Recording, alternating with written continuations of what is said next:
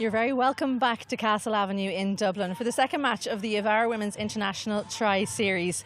Pakistan have come into the fray and they're playing against West Indies, who have come off the back of a win yesterday, and they'll be looking to make it back-to-back today. Joining me are two former internationals. From Ireland, it's Celeste Rack. From Australia, it's Julia Price. Celeste, I'll come to you first. Pakistan, you saw a lot of them last summer when they were here in August. What do you think we'll expect from them today? We can expect Minnie Brawley to feature heavily for them in the top order. She scored 100 here at Castle Avenue last year, really carried their batting. They struggled a little bit to put runs on the board against Ireland, and I felt that their bowling was definitely stronger than their batting in that series. Taking a look at that West Indies side, Julia, they looked supremely confident yesterday, but a different opposition today. What do you think they'll make of playing against Pakistan? Yeah, well, obviously it's a different style of play when they play someone like Pakistan. Their spin bowlers did a very good job for them yesterday, and usually Pakistan are fairly good at playing against the spin, so it might be the pace that comes in today. We didn't see Deandra Dottin bowl at all yesterday. Maybe they were saving that pace. I've just done the toss and the pitch report, and it was just, I think it's going to get a little bit faster, that pitch, so I think the pace bowlers are going to have more of an impact than the spin bowlers have from yesterday's game. And Raki, what do you reckon are the good matchups for Pakistan with regard to West Indies? So Sadia Iqbal, being number one bowler in the world in T20 internationals at the moment, is a huge player for Pakistan. She'll want to bowl early to Hayley Matthews and try and really pin her down in the power play where she's strong. She'll also be strong to Deandra Dottin, who'll want to go hard at the ball and get away early. And finally, before we have a look at that toss, Pricey, what about Hayley Matthews yesterday and her performance? Yeah, she was incredible yesterday, and she's absolutely the key for the West Indies, particularly against that spin early. She's valuable in the power play. Scored 75% of the runs yesterday in that power play, and then went on and exceeded with a 220 strike rate in the back end of her innings. So she's key for the West Indies, and they really need to make sure that they can try and get her out early, and may have a little chink in the armour against some of the spinners from Pakistan. It's a role she's used to. She's been so long. She's been important to West Indies. Well, we will take a look now. I was out in the middle for the toss. Pricey had a look at the pitch. Let's see what it looks like. Well, once again, the sun is shining here in Clontarf for match 2 of the Avara Women's International Tri-Series. Pakistan into the fray as they come for their first match, taking on West Indies, who won the first match. Here out with me for the toss, the two captains from West Indies. It's Hayley Matthews, from Pakistan, Fatma Sana, and Graham McRae, our match referee, will make sure things go smoothly. Hayley, you've got the coin. Take it away.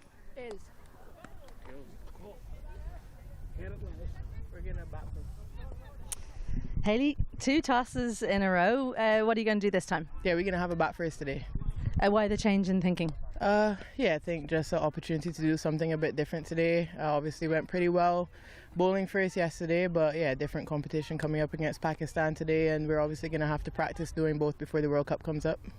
We spoke after the game yesterday. You were very pleased. Anything else come up since in the short time you've had? I think as batters, probably just making sure we keep that intent in the middle, regardless of who we're playing, wanting to get our strike rates up and scoring really quickly, and then yeah, just being pretty pleased, I think, overall with that bowling effort and the way we went in the field as well. Different opposition? Do you have a different team coming up? Yeah, we have 4 changes today actually, making sure everyone gets a chance here in this Tri-Series. So we've got Shanisha Hector, Janelia Glasgow, Mandy Mangru, and Ashmini Munisar coming in today. She was in the right place. That was good. Okay, well, thank you very much for your time and go well. Fatma, come and join me. Are you happy with that toss? Yeah, it's fine because it's a first match and pitch looks it's like a slow wicket, so we just try to restrict them under, I think 150 is a good. Your second time here in under a year. What did you take out of the last series and what are you trying to bring into this one? Yeah, but when we came last time, the pitch looks totally different, and this time it's looked totally different. So the conditions is like similar, but the condition and the pitch is different. And what about your team? Give us an idea of what the 11 looks like. We are going with 3 pacers and 3 spinners, and pacers is like almost all-rounders, so 2 all-rounders and 5 batters. Okay, so a very batting heavy team. Okay, well, best of luck. Thank you so much for your time. That's Fatma Sana. So at the toss, West Indies have won it. They've decided to bat first, and we are going to take a quick look at the pitch because Julia Price was out here yesterday. She had a look then and had time to look at what happened during the match. Julia, any difference you see from what you saw yesterday? Well, not a whole lot of difference. The same pitch as you mentioned from yesterday, 21 degrees today, absolutely perfect conditions for cricket. But what we saw yesterday, 8 of the 12 dismissals yesterday were caught, which means the pitch is just a little bit slow. They're also spinners. It was off-pace bowling. So we've got to make sure you take a little bit of time. It did hold in the wicket a little bit. It was capped to 7 mils yesterday, which means it's going to have a little bit of extra bounce and it's going to hold the pitch together. But we're thinking it's going to get faster and faster as it gets more exposed to the weather and the elements. So pace bowling might come into the fray a little bit more today than it did yesterday. As for the batters, it's about patience on this pitch. It does take a little bit of time to get in. We saw Ireland yesterday be a little bit impatient, over-attack early. West Indies bowled very well and bowled to their fields very, very well as well. And I think today we also noticed that West Indies yesterday, Hayley Matthews was fantastic with the bat, but 9.2 the West Indies went to get the runs in 12 overs. So to me, this could be a pitch that's going to score a lot of runs on it. 180, 190 possibly. So, Hayley Matthews winning 2 tosses from 2. Can she make it 2 wins from 2 here in the Avara Women's International Series? Time will tell. But the team batting second have won 8 out of 10 matches in Women's T20 International Series, so to buck the trend. And now it's time for the anthems.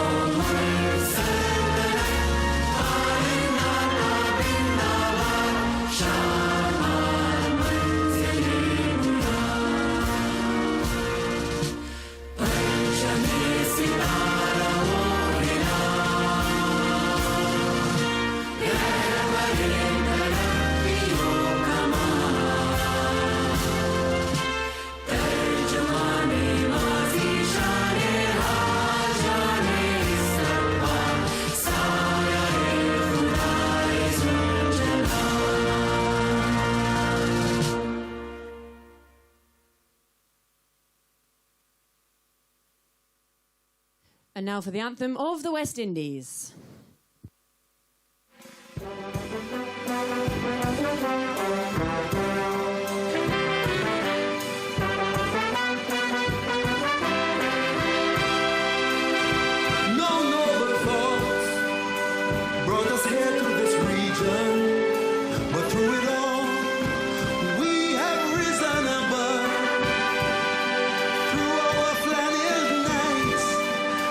Their willow and leather, these keepers of the flame must feel our undying love. This Caribbean nation is rising fast, a sunbeam cutting through a cloudy past. A passion fills the world like a raging fire. As the sun shines, you know we can take it higher. Let every voice be raised. Everybody give praise.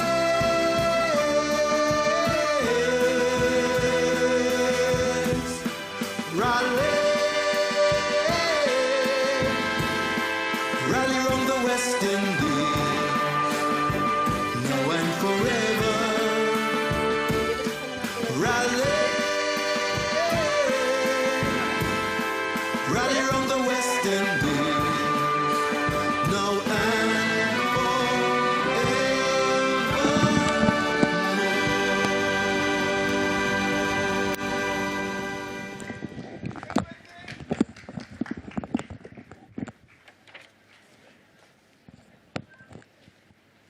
So, as I alluded to just before the anthems, West Indies have had a winning streak. Hayley Matthews winning 2 tosses, winning the match yesterday. Can she make it 4 out of 4 today against Pakistan?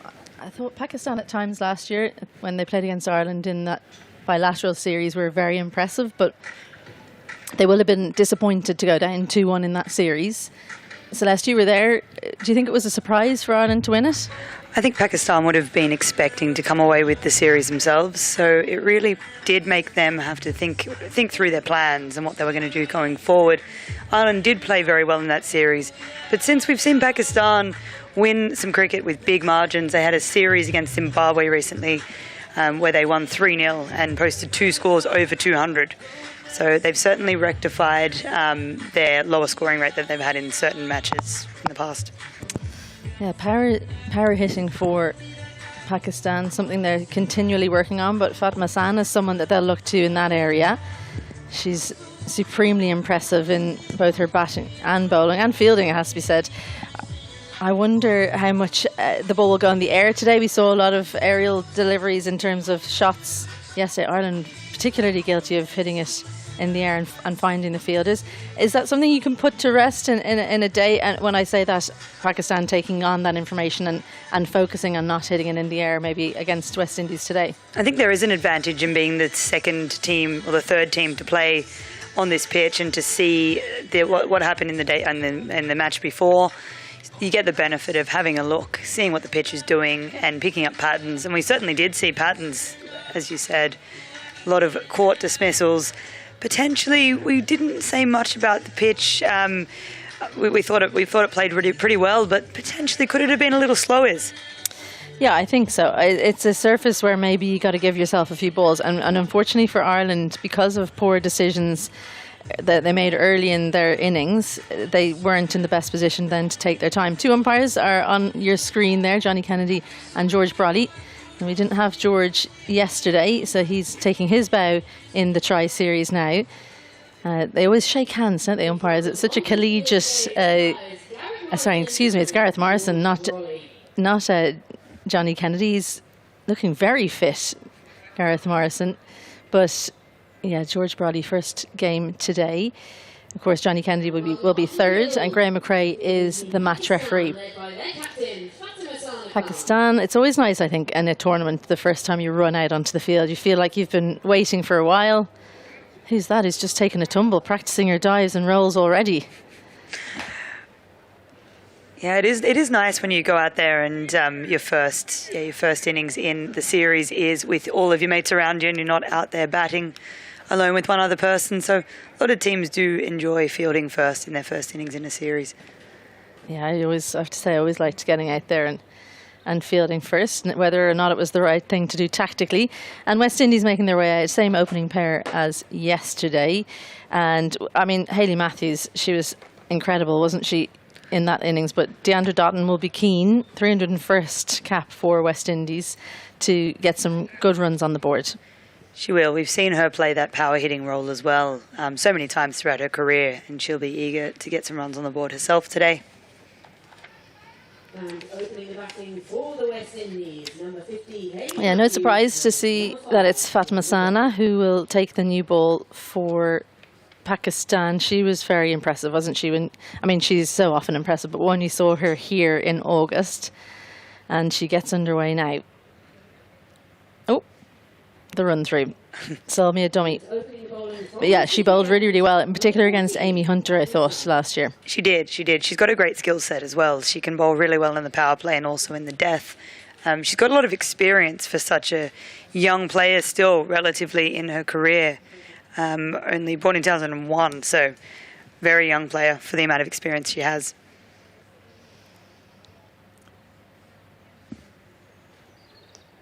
Hayley Matthews taking her time. It is a good matchup, I think, for Pakistan, this Fatma Sana against Hayley Matthews. If the ball can nip around early on, can Pakistan dislodge West Indies' star player? A little bit of tactics here. It was Hayley Matthews was ready, then Fatma Sana kind of pretended to go, and now Hayley Matthews is making her wait. Love to see them playing games already. Oh dear. Slip in place, quite a wide third, and a backward square.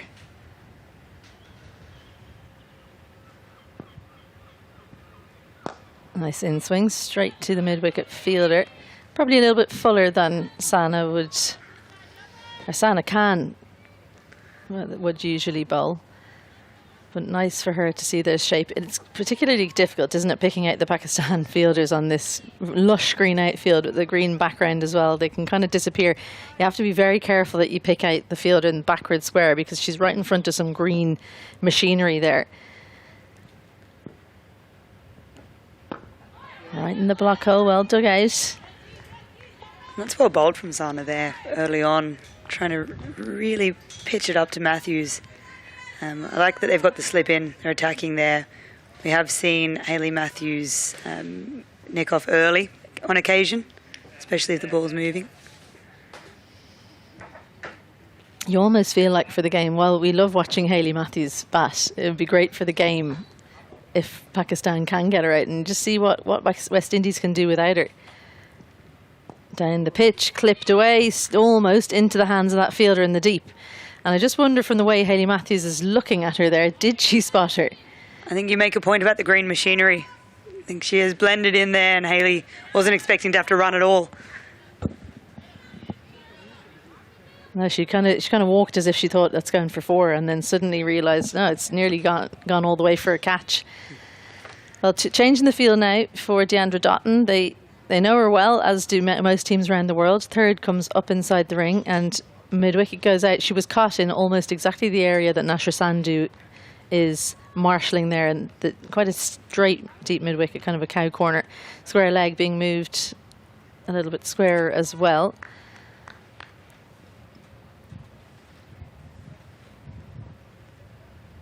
Oh, too much movement. Brolly into the action. We didn't see many extras in yesterday's game, despite there being quite a strong breeze across the ground. So it was impressive control from bowlers of both teams. Yeah, I think professionalism has kind of brought that back into the game. I think back in the day, you got hardly any wides because people weren't attacking you as much. You weren't as nervous. And then as the scoring rates went up, wides crept in a little bit more. Just off the inside half of the bat. They're running hard, looking to come back for a second. Good pressure being put on there. Ramin Shamim in the deep. That's a good point on how much the game's changed. Even 10 years ago, a lot of the time, bowlers would be bowling at the batter and dictating it themselves. Now, so often we see the batter really trying to change the bowler's line and length and take charge, and bowlers having to adapt quickly. Yeah, bringing in things like wide line Yorkers, and if you get it slightly wrong, it's a wide, and then going for Yorkers in at leg stump again. The margin for error is just so small.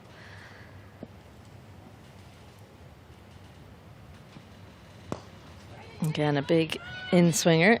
Was it slightly slower from Sana? And that's something I think that we didn't see much of yesterday from either Ireland or West Indies. The seamers didn't bowl change-ups really at all throughout the game, let alone in the power play.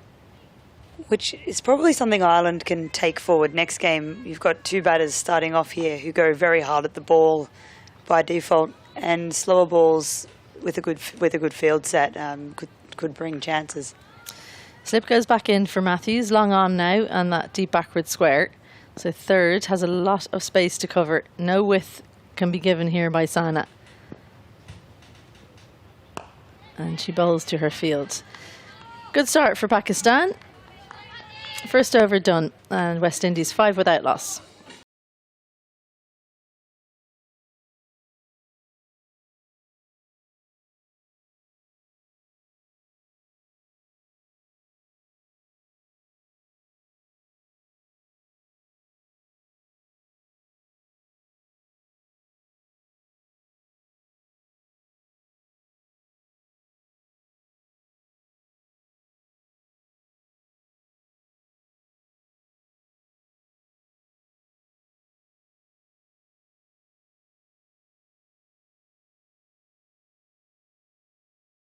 I was expecting Sadia Iqbal to be effective to these two. There's plenty of the power play left for her to come in, but I like this move. Perhaps they've watched yesterday's game and decided a little bit of a slow pitch. Our quicker bowlers who can bowl it into the surface might draw a mistake from two of West Indies' box office batters. Dotton on 3 from 2. There's a deep backward point for her and a square leg, pretty much on square.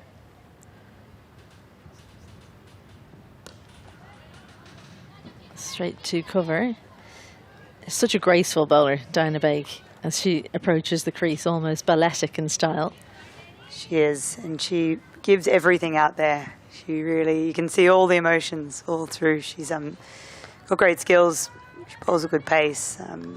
Yeah, it's a very useful opening seam pair that they have with Diana Baig, Fatima Masana.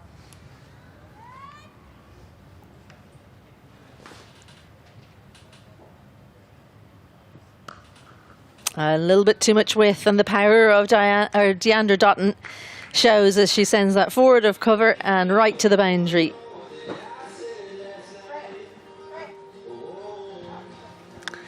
She's so strong, Deandra Dotton, and you don't have to get much wrong, but here, little too short and too wide without the field set there for that ball. It's easy for Dotton. I just wonder about that field where it was backward point. Yeah, they agree with me. I think that the cover fielder's gone out now because the pitch, it's just not coming on enough to need a deep point.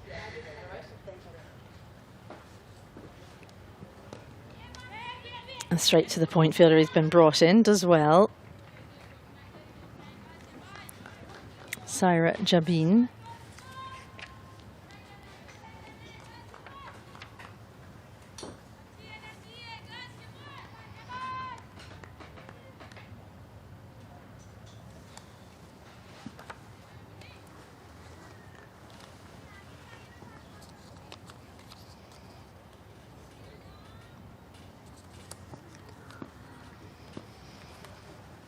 A little bit of cat and mouse starting up here.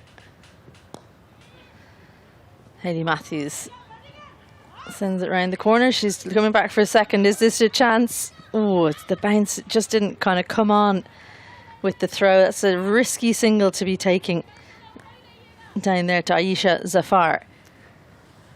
Well, commenting yesterday on the speed of running between wickets, these two very fast between wickets together, whereas 3 and 4 yesterday, not as quick as the two of these, and wouldn't have considered that as a two option.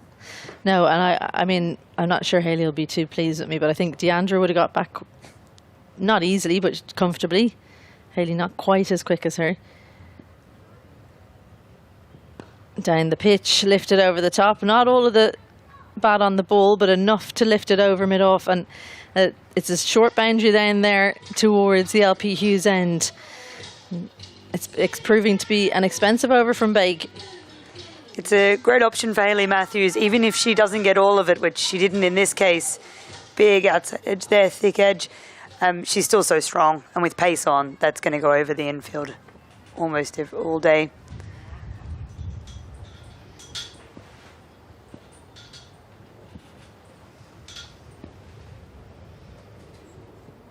Oh, and an edge, a genuine edge. The slip not in for Baig. They had her in for Fatima Sana.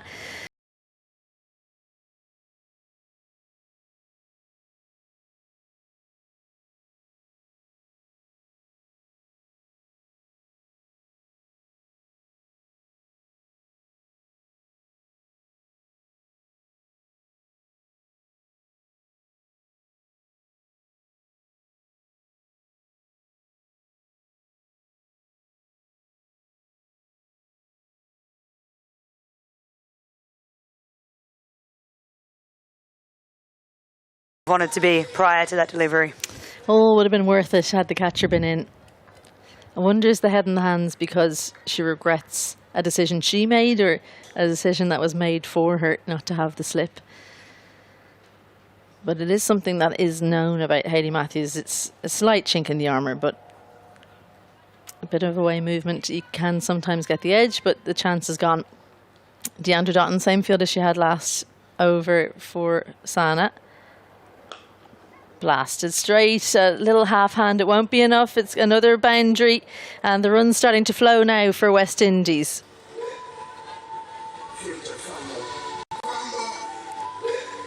It's a great shot here from Deandra Dotton. It's just in her arc, isn't it? Just too full. Able to get under it, bit of width as well.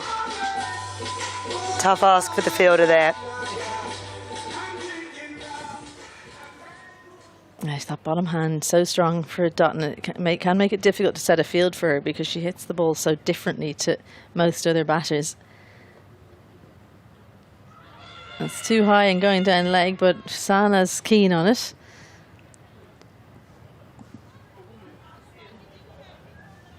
And you're right there, we were talking about how cow corner is so important as Fatima Sana comes in, and we get a replay of that delivery there. We thought too high and down leg, and too high and down leg is right.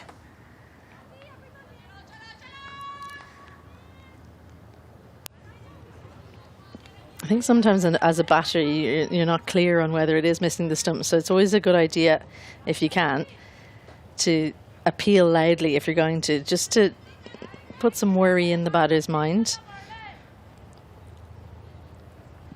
Change in field again for Matthews. Long on, deep square, and now 45 has gone in. And then she bowls the ball outside off. Now only 4 fielders on that side. Can't afford to give any width, can Fatma Sana can. And it's another boundary.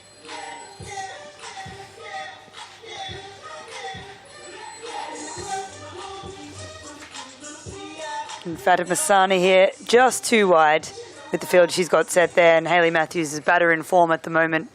She's not missing out on that.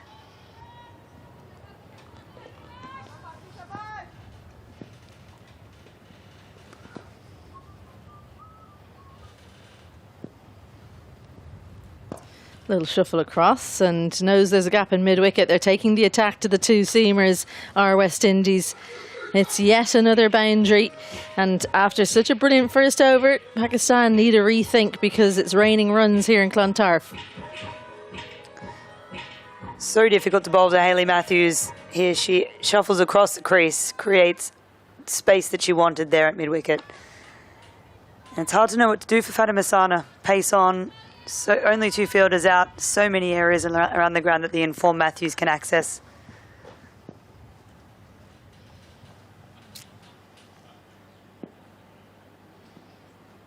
Yeah, slower ball, but thick edge, and I think that's going to be rinse and repeat. 4th boundary in the over. Just can't seem to find the right line or length. Fatma Sana can, and maybe she just needs to take a minute. Someone else needs to have a walk over and have a chat to the captain. And she'll be disappointed here. The intent was there, back of the hand, slower ball, which made sense as a decision, but just didn't execute it, too wide. Same result. 3 consecutive boundaries. Yeah, 4 in the over, just the leg by to separate them.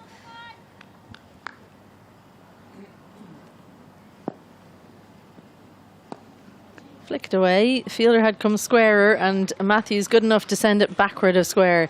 So it's 5 boundaries in the over, and Fatma Sana, the captain, won't be pleased with that return. 21 from the over. And she's doing it so easy at the moment, Matthews. 2 straight here on Matthews' pads after bowling too wide the ball before. She's overcorrected.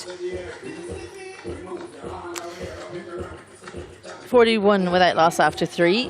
The question I have for you, Celeste Rock, is I don't know if we were maybe making excuses for Ireland's batting yesterday, but we said that the pitch was slow. It did look slow. And even Matthews said after the game, even though she made 82 from 44, she said it was slow. It's not looking very slow right now. No, it's not. It looks quicker today. Maybe it's just how well they're hitting the ball and with the pace on, but this is a change that could make things a little more interesting. Yeah, listen, if you're a captain and you've just got hit for 20 and had a leg by in an over, there are worse things than to have the #1 bowler in T20 international cricket up your sleeve to bring on. She's a handy bowler to have. Slow through the air to start. Clever bowling. 5 up on the offside on the single. Long on and square out for Dotton. Interesting to see what, if anything, changes for Matthews. And slow through the air isn't something that West Indies tend to have in their own bowling armoury. They're all quite quick, especially the finger spinners. So adjusting to that pace could be interesting here.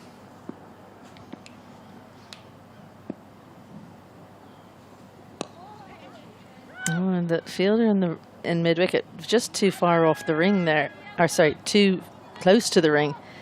Not putting pressure on to save the single. It can be difficult, of course, in the power play because you're only allowed 2 outside the ring, so you feel you have to sit deep to cover more area, but you shouldn't be able to take a single there. Shamim Ramin is a good fielder, hit the stumps, but too late.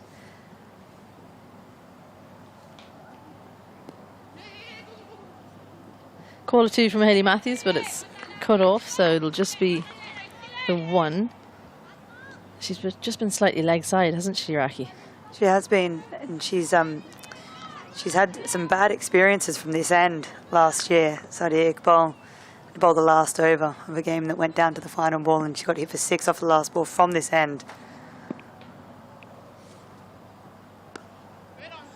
A little bit of movement outside off, and Iqbal good enough to adjust at the last second, bowled it wide. I don't think Hayley Matthews minds Iqbal following her on that occasion. I might pick your brains if we get a chance about what the spinner should do when the batter moves so far outside off stump.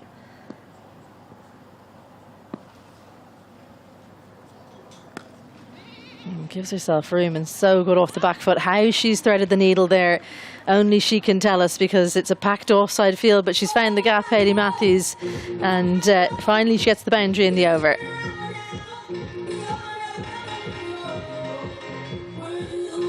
And this is a brilliant shot that almost only Hayley Matthews can exclusively play in the women's game. Backing away, back foot, hit a really, really small gap there with so much power. You reckon it should have been cut off? Would have liked to see it get cut off there. Arm ball, and that has gone like lightning to point. But good stop from Gulfaroza. End of another over. Decent from Sadia. She'll be dirty about that boundary, but just the 7 from it. After 4. West Indies going well. 48 for 4. So in the break, I've given you time to think about it. Yes.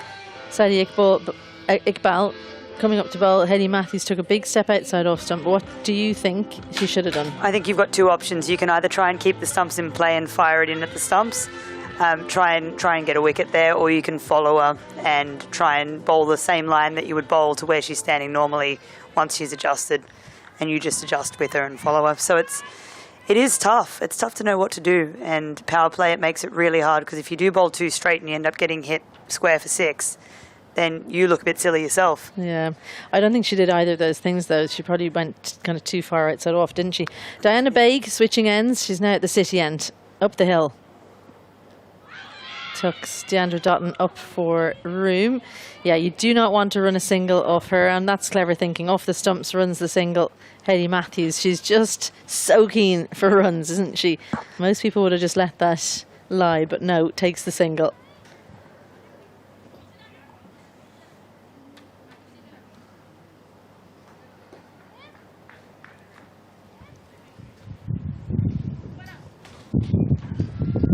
Now, the last time Baig bowled to Hayley Matthews a couple of overs ago, it wasn't too pretty. Can she change her fortunes from this end? Long on out, deep square out. Only 4 on the offside. It's a tough field to bowl to.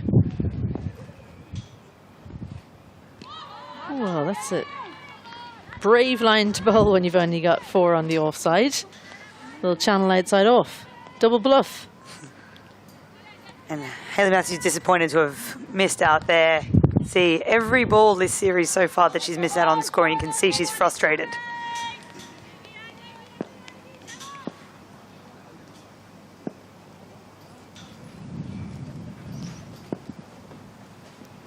Another jump outside off, top edge, and that's going to sail away.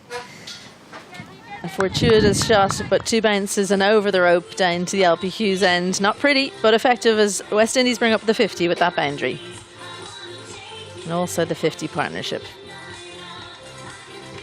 This is well bowled from Baig. Matthews has stepped across again to the offside, as we've seen her do to the spinners. And Baig's held that line and length. When it's your day, all the luck goes your way. I also think swing hard and you get a bit of luck as well. There's a bit of pace on the ball from Baig.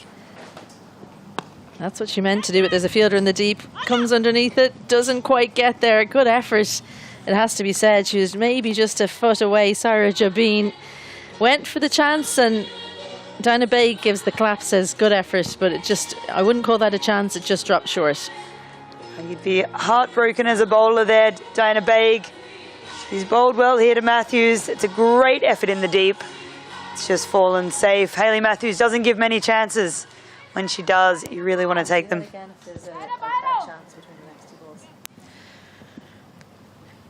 I just wonder if she ran the wrong line to that, which you can forgive her for, but she kind of ran in and then had to go sideways for being ultra harsh on her.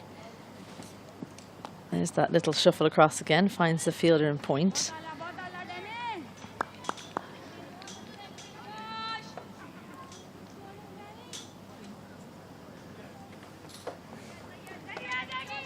Yeah, we kind of saw in that last replay, she almost ran towards the pitch and then had to move to her left.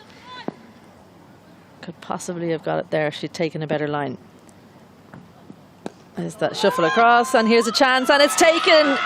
She can't quite believe it. Hayley Matthews was flirting with danger, coming to the offside, picks out the fielder in the deep, and after one's dropped short, it's finally got into the hands of Sarah Jabin, who, thank goodness she got her hands up in time, because that was coming like a lightning bolt. It's cost them a lot of runs, but Pakistan have got the breakthrough that they wanted.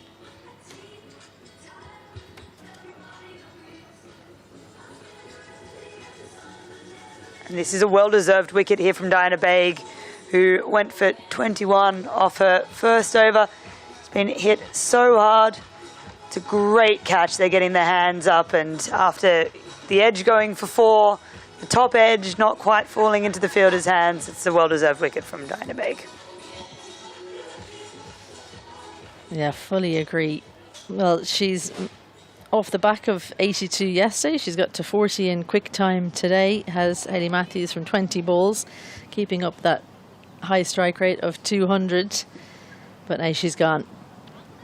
And, well, I was saying it would be interesting to see how West Indies will go if Pakistan can get rid of Hayley Matthews. We're going to get a look at it now, because Kayana Joseph is out into the middle.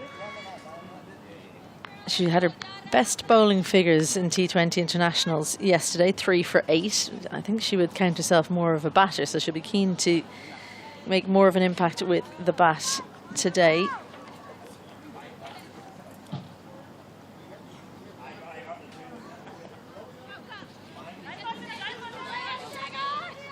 Iqbal continues, and it's a race on to the boundary. Good fielding, excellent stuff from Sarah Jabin. Good teamwork. Aisha Zafar following her and throwing it in. That field looks just as quick today as it did yesterday. It's flown towards the boundary. Yeah, it's down the hill that end as well, towards the city. Whenever you play here, it feels like the ball's always leaving you.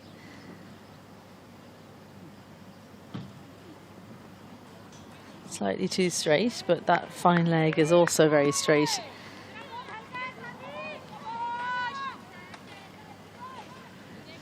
Length so important when you're bowling to Deandra Dotton. If you get into her step hit zone, you often see the ball fly over the boundary rope. Last over the power play. Excellent from Iqbal. Now, West Indies have piled on the runs, 59 for 1, but a few quiet overs and Pakistan will feel they're right back into this game.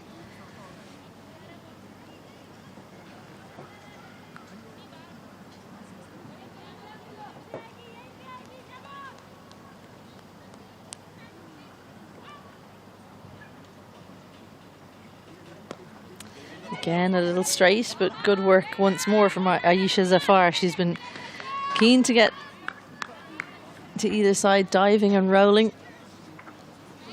Saved a definite boundary there with that dive.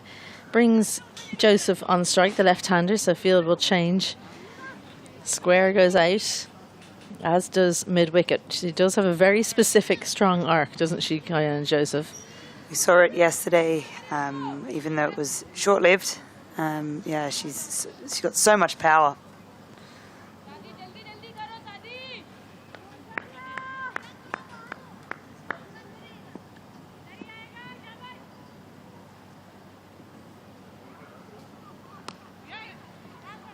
Delicate touch into the leg side to get her off the mark from her first. Just 6 from 9 yesterday. Kiana Joseph.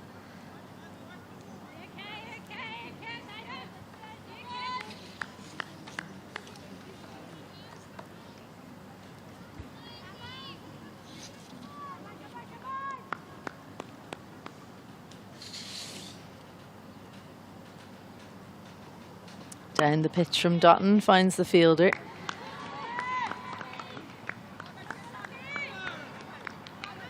So, brilliant over from Sadia Iqbal.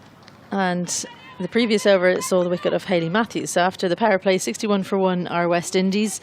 Matthews was a bright spark, as she always is, at the top of the order. 40 from 20 for her, but she's gone. Baig making the breakthrough. Dotton and Joseph out in the middle on 17 and 1 as we go into the middle phase of this West Indies versus Pakistan match.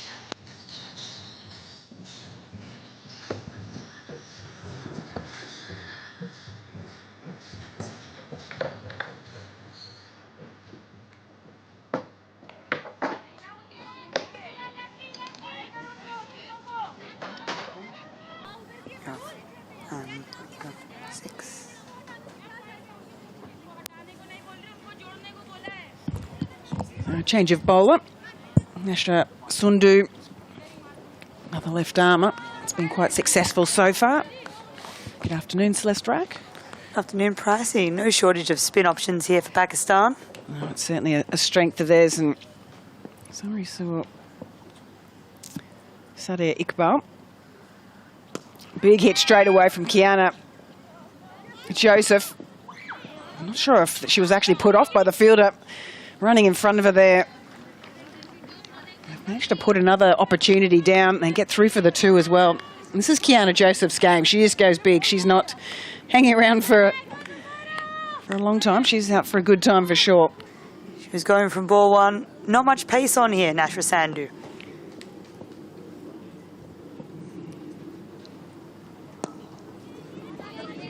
Quite accurate though. Not a lot of turn in the pitch, as similar to yesterday, although the spinners did have a lot of success, bowled in some really good areas. Nice and tight. 8 out of the 10 wickets of Ireland were all to spinners yesterday. Just chips at this one. Goes early. That ball just holding up in the pitch a little. They get through for the single, unfortunately for Kiana Joseph. The extra cover was a little too wide.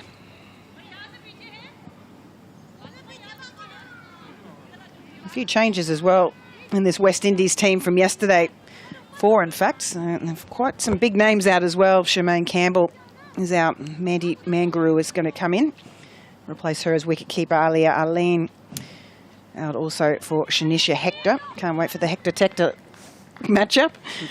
Zayda James out for Janelia Glasgow and Karishma Ramarak, Ashmini Munasar in. So West Indies really testing their full squad. Goes right across the line, straight through her. Didn't bounce at all. And Deandra Dotton walks off despondent. Knows that she's made a pretty big error there, and some excellent bowling from Sandhu. Nashra Sandhu will be delighted with that wicket of Deandra Dotton here. Huge wicket for Pakistan. Both openers now dismissed. And the pace-off seems to look a lot more effective than what pace-on did from a scoring perspective. It's 17 off 16 for Dotton.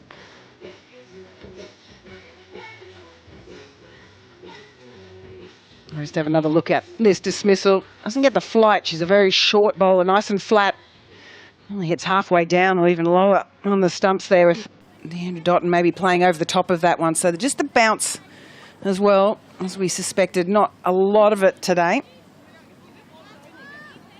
It is a different trajectory than what the West Indies batters are used to facing from their own squad. You've got Ramarak, who's tall. You've got Matthews, who's coming from a great height. A lot of the Pakistan bowlers won't get the same level of bounce, especially the spinners. So with the dismissal of Dotton, brings in very experienced Stefani Taylor. Batted at 4 yesterday. Ended up a not-out score, very conservative runner ball, 9. It's a role she can play from time to time, isn't it? Well, she didn't have to do a whole lot when you've got Hayley Matthews launching them at the other end. Oh, a little uppish again there. You can see that, just that slight hold in the wicket. And we discussed this about the patience that the West Indies showed yesterday in order to chase down that 104 total in the 12th over. And they could accelerate once they got the feel of the pitch. And I just felt Ireland probably a little too keen to get on with it a little too early without having a look at what the pitch was actually doing. And yes, they are the home team and they understand the local conditions, but you've still got to get in there and do the hard yards.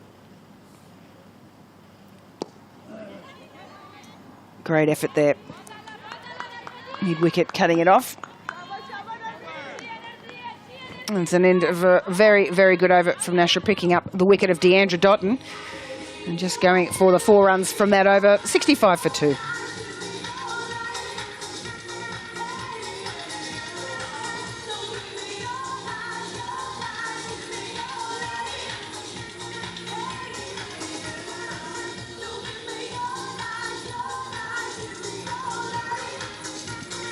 Oh, a pretty good start from the West Indies. 1 for 61 in their power play.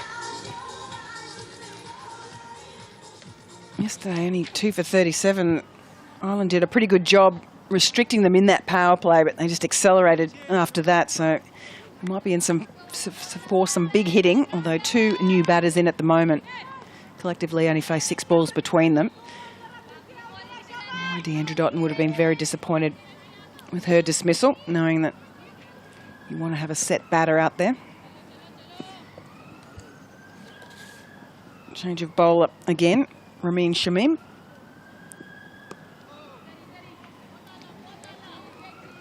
Yet another pace-off option for Pakistan. And this might not be the worst thing for West Indies to have to build an innings with Hayley Matthews in the sheds as practice for the World Cup coming up. Yeah, I agree completely. There is a reliance on her.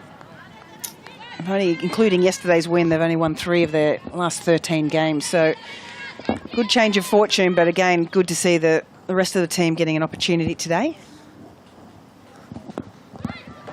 Just chips this one into some space.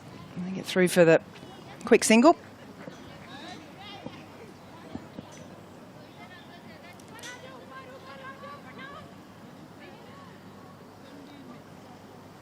Yeah, Kiana Joseph has opened in the past, as has Stefani Taylor. Been around for a long time. Between Hayley Matthews, Deandra Dottin and Stefani Taylor, they've played about 10,000 games, I think.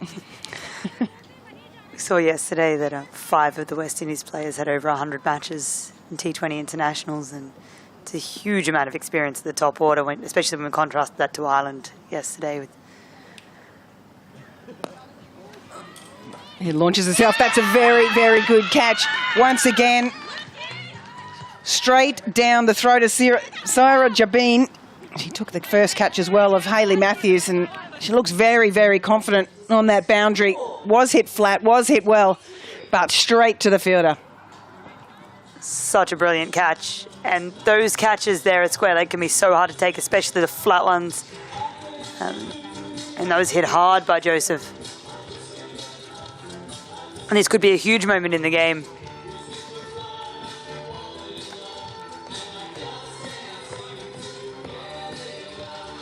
Well, Ramin Shamim comes on and picks up a wicket in her first over as well. Spinners still having an effect today. West Indies just losing a quick wickets in succession at the moment, and Pakistan holding their catches, bowling in some good areas. So just have another look at this dismissal.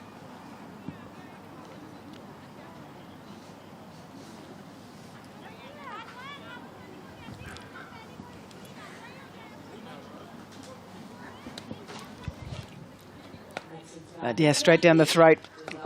Sarah Jabin, she's looking very confident. Young player from, obviously, Pakistan. Came out to Australia and played a year out there in 2023 in Parramatta Cricket Club. Big hello to everyone back in Australia. She recently scored 100 against Zimbabwe in their recent series as well. It's a huge achievement in a T20. Yeah, ODI Still working on the rapid game in T20s. Right. That young kid.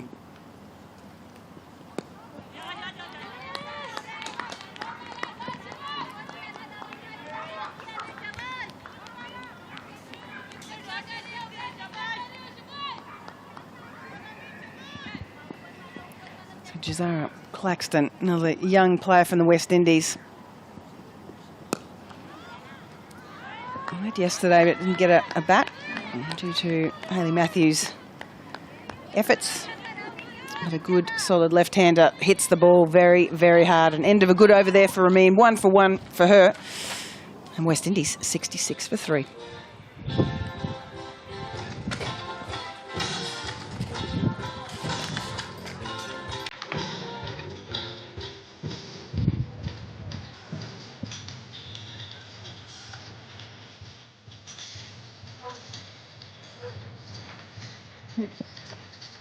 West Indies have lost 3 wickets in the past 4 overs, so they need to have a little bit of stabilisation here. Jazara Claxton, I've actually been on the receiving end of one of her shots when I was on the boundary walking in to commentate at the Under-19 World Cup, and I attempted to catch it and she broke my finger.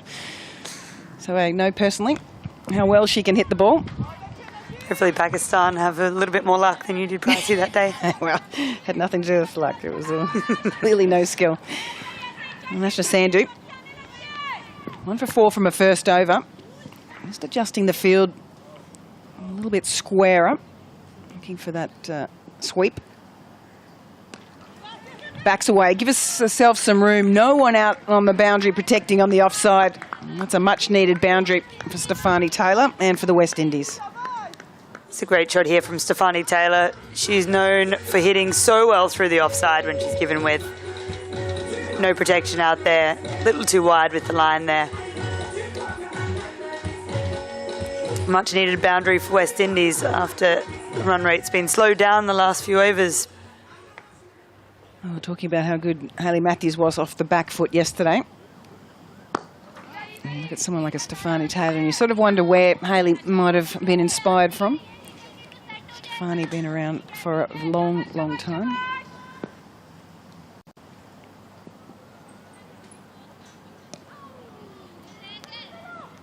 Just punches this one down. Excellent fielding down there at backward square. They're going to get back for the second. Makes it easily, but some good athleticism from Pakistan in the outfield so far. They've been excellent. Haven't made a mistake. 1 half chance maybe for Hayley Matthews with that top edge. Yeah, they've been brilliant, and it makes such a difference if you take those catches and you stop. That that's 2 instead of 4. It's a huge difference in pressure on the batters.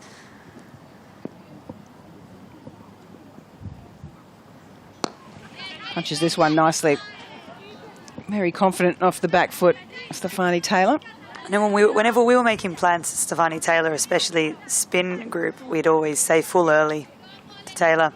Loves to sit on the back foot, loves to play herself in. And we always found that if we bowled full and made her play shots she didn't want to play early, you're always in the game.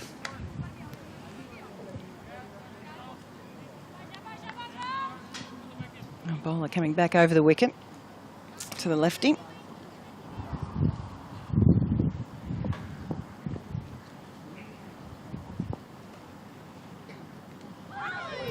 See there straight away, not a lot of turn at all. And Jazara Claxton stamps her foot in frustration, knowing that she's missed out on a pretty easy delivery there through the cover. Another good over. 73 for 3.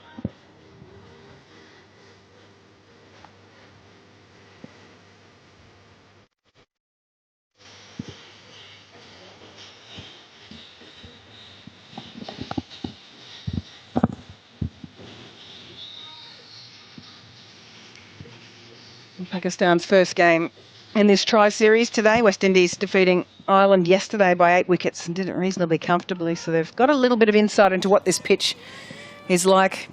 Interesting shape ground as well. I think they got found out were a few pockets here and there. Yeah, certain pockets are a little longer than you expect them to be as well. Shameen, that's a beautiful shot. Inside out, over the top of cover, field up as you'd expect on the offside, and makes it look very, very easy. It is such a great shot there from Stefani Taylor. Once again, a bit too much width, and that's where she capitalises early.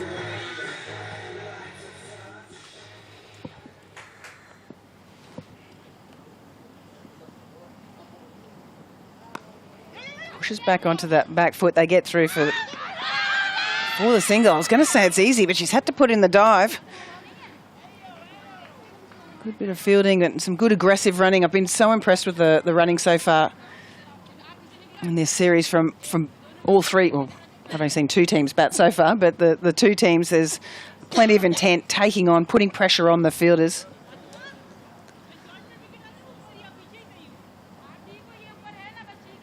Claxton doing the right thing there for a senior player. So you got to be quick if you're the younger player in the duo.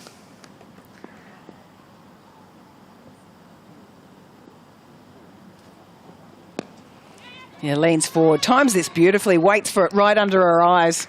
Just elegantly punches that through a gap backward of point. Brings up the first score for Jazara Claxton in this tri-series. A great shot here from Jazara Claxton. She's sat back on that, played it straight through the gap, waited nicely on it.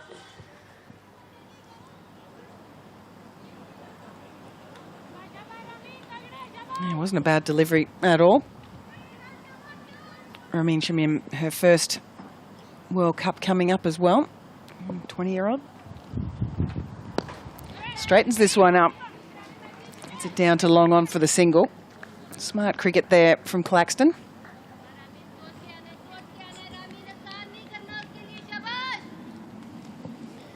From what you've seen so far, Raki, what would you be expecting would be a good total?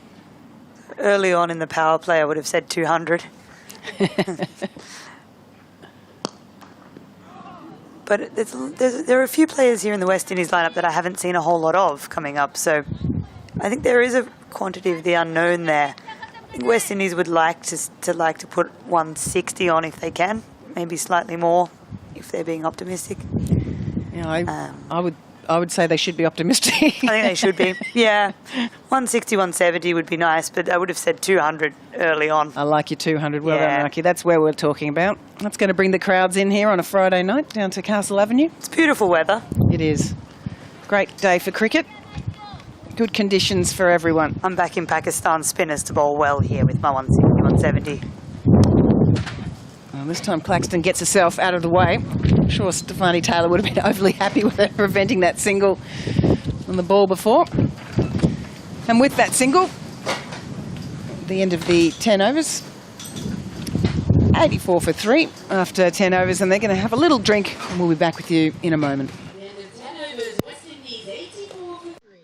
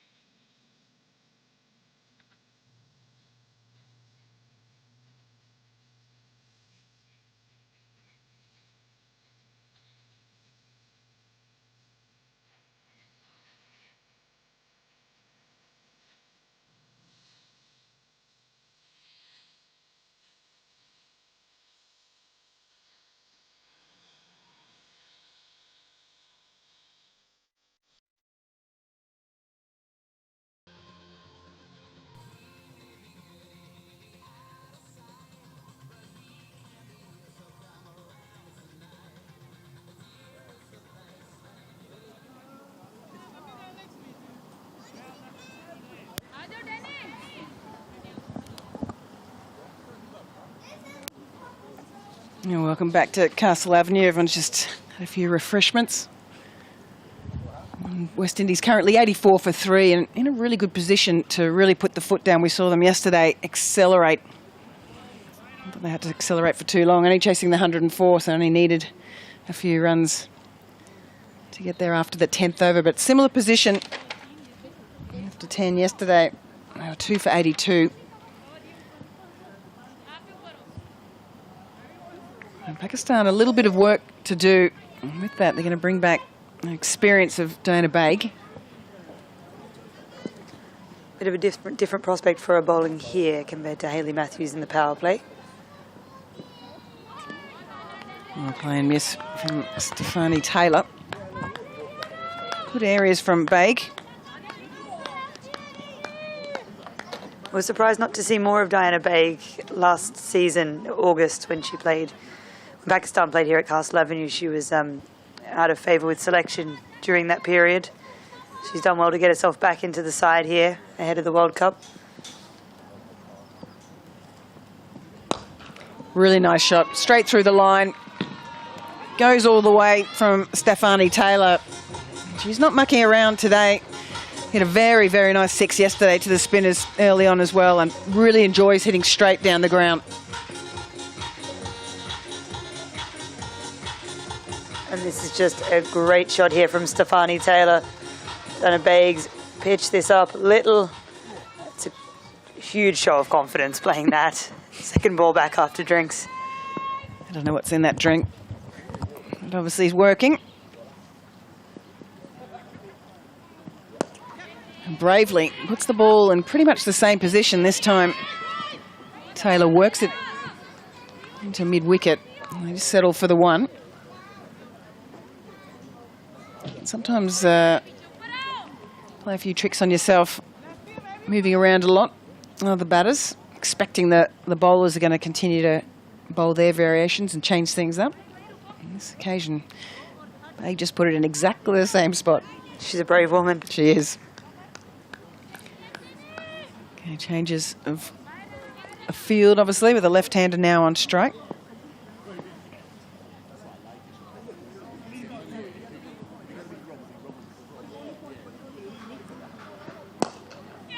Yeah, nicely played in the gap. That's going to go through straight to the boundary, hit the gap perfectly. Great start from Claxton.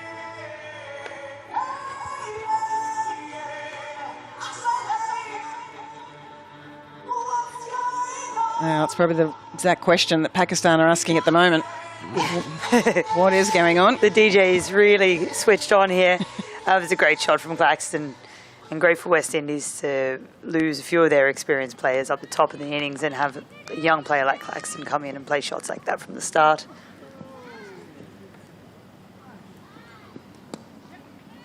Yeah, nice touch. Flick off the pads. Good fielding again, though, from Pakistan. It just keeps it to 1. It just shows the confidence that West Indies are showing in a young player like a Jazara Claxton to have her batting at 5 in this senior team, having only been in the under-19 team last year. So they're really showing that they're rating her very highly.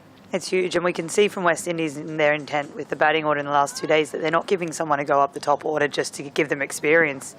With the 3 most experienced players batting 1, 2 and 3, 4 and 4, you have to earn it. Puts a short ball in. They've got a fielder down there, but this is going to go all the way. I like the idea. Unfortunately, though, the execution probably wasn't quite right. Got it a little finer than she was hoping. And goes all the way for 6. Another big over off Baig. And the West Indies bring up their 100 with that 6. And you can see the intent here from Diana Baig. Short ball with the square leg fielder out. But how often do bowlers go risk averse in the last ball of the over and try and get out of the over? Diana Baig chose the complete opposite decision there. She has, absolutely.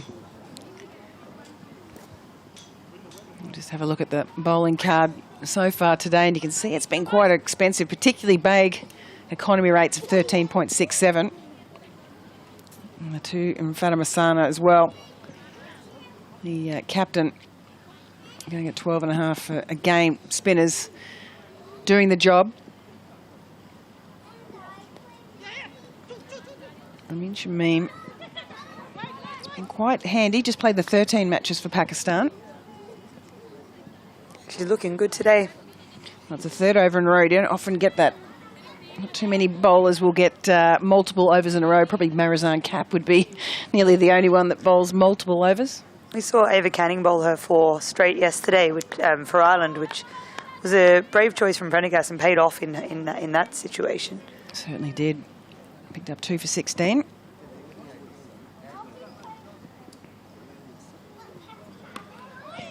It's a little, quite a thick outside edge on this one. This one's going to race away despite the efforts from Pakistan.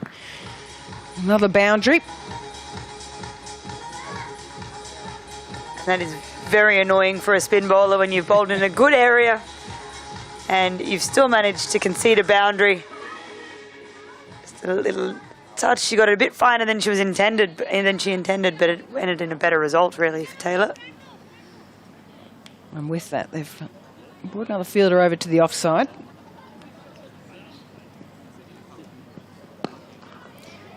She punches this one off the back foot to long on. I really like the fact that ordinarily you put more fielders of the direction that the ball's turning, and then sometimes you've got to look at, is it actually turning, and secondly, what does the batter like to do? And Stefani Taylor definitely likes to hit the ball on the offside way more than the leg side. So I like that change of field. I think it's a really good point. Sometimes we can get stuck with convention a little too much, but especially when there's very little turn in the pitch. Those rules can go out the window.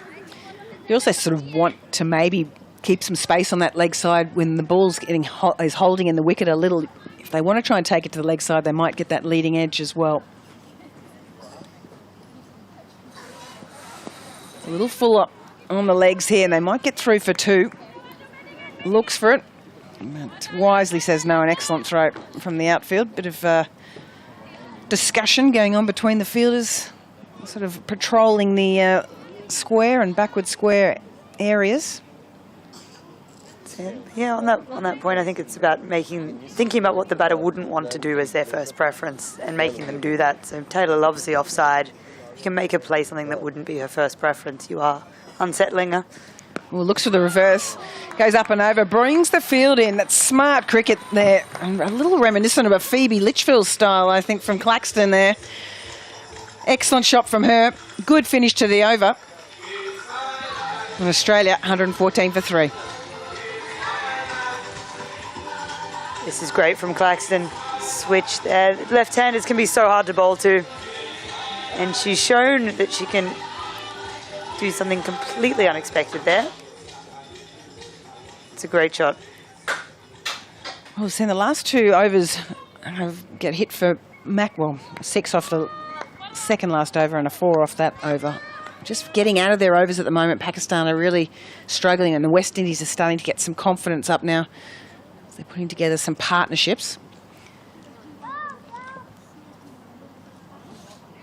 Change of bowler again.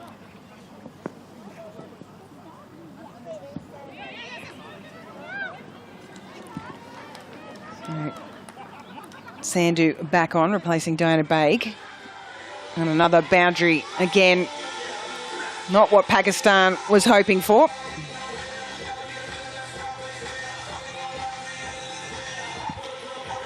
That's also the 50 partnership already between Taylor and Claxton. They've done it very, very quickly. It's hard to believe they're already there at the 50 partnership. And the boundaries just keep coming. It's been very hard for Pakistan to slow them down.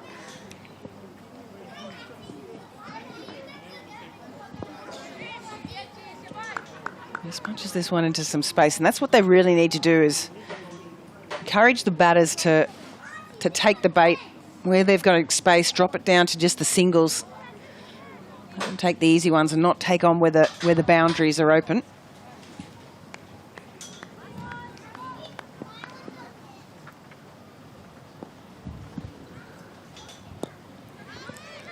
Just works this one straight. This is going to be tight. Throw over the head of the wicketkeeper. Fortunately, some good backing up, as we've seen so far from this Pakistani team. And that is a little too easy. Get a single there when you're trying to put the pressure on. really want to be, fielders in, you really want to be stopping that. Oh, that's gone onto the back foot. She's actually, looks like she's nearly walked on the LBW. Umpire doesn't have to make a decision, but she's gone back. Excellent bowling there from Nashra Sandhu, and she's just made sure she's gone a little fuller on Taylor, as we were talking about just before Celeste Raak. Great delivery there from Nashra Sandhu. It's been tough. Like Taylor, 39 of 23, has batted extremely well today. She's played all around the ground. That was a great delivery from Nashra Sandhu in the end. That most out it possibly could be. Kept the stumps in play. It's the end of a great innings.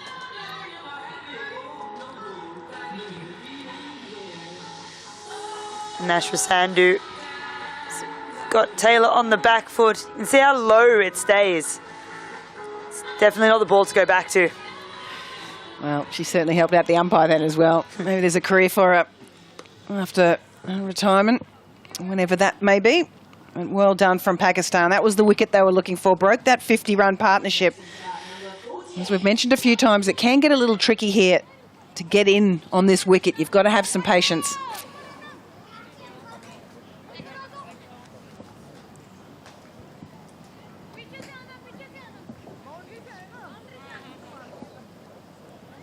Chanel Henry, we know what she can do with the bat. She's been so explosive in the last few years. Still plenty of overs to go in this game. Likes to go long. We've got the field back, both long on and long off. Deep cover and deep mid-wicket.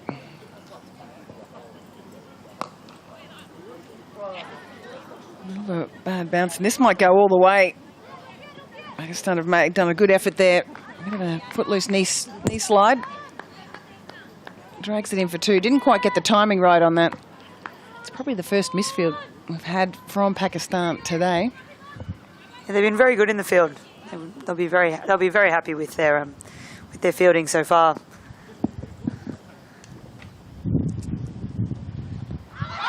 This one might be going down leg side. Good decision from the umpire. Not a lot of turn in this wicket, and in the end it probably pitched on leg and going on with the arm. So good decision from the umpire. West Indies now 122 for 4.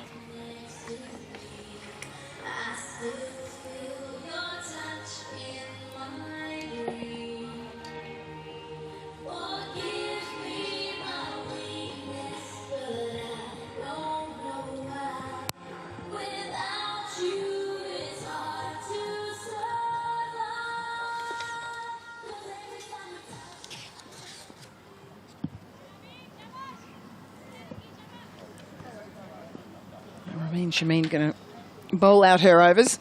She's been outstanding. A little bit of a slice here, straight to cover. Might have been a little into the ground there. Crowd catch. Claxton looking very, very dangerous at this point. Definitely fooled me, that bump ball, if it was one. And they're excitable now, Pakistan. They're up and about. They're sensing an opportunity to get on top ever so slightly, because 122 from 13 is a very good first 12 overs from West Indies. Can they keep accelerating in the last phase of this game? Chance taken. Just tries to get underneath it, but can't quite do it. Claxton. Ramin Shamim, we said Pakistan felt like they were in the game. They could get on top, and they've taken a couple of wickets back to back. Yeah, and the back-to-back wickets is what the West Indies did not want to have. They wanted to have someone out there, and Claxton have been doing a good job. Just come off the 50-run partnership with Stefani Taylor. Taylor dismissed, Claxton gone. What a comeback from Pakistan here. West Indies thought they were on top. Claxton just couldn't get quite underneath that one, caught the toe of the bat. A little fuller than she was expecting, and an excellent caught and bowled from Ramin Shamim.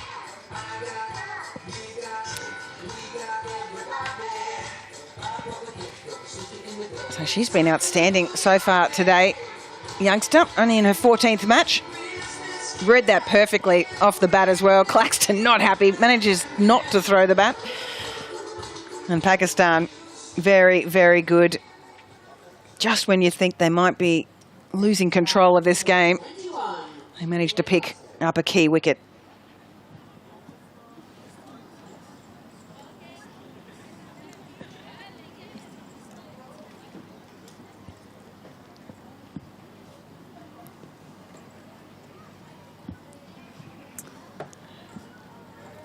So a couple of quick wickets stemming the flow of runs. Janelia Glasgow, she's into the team today and coming in at number 7.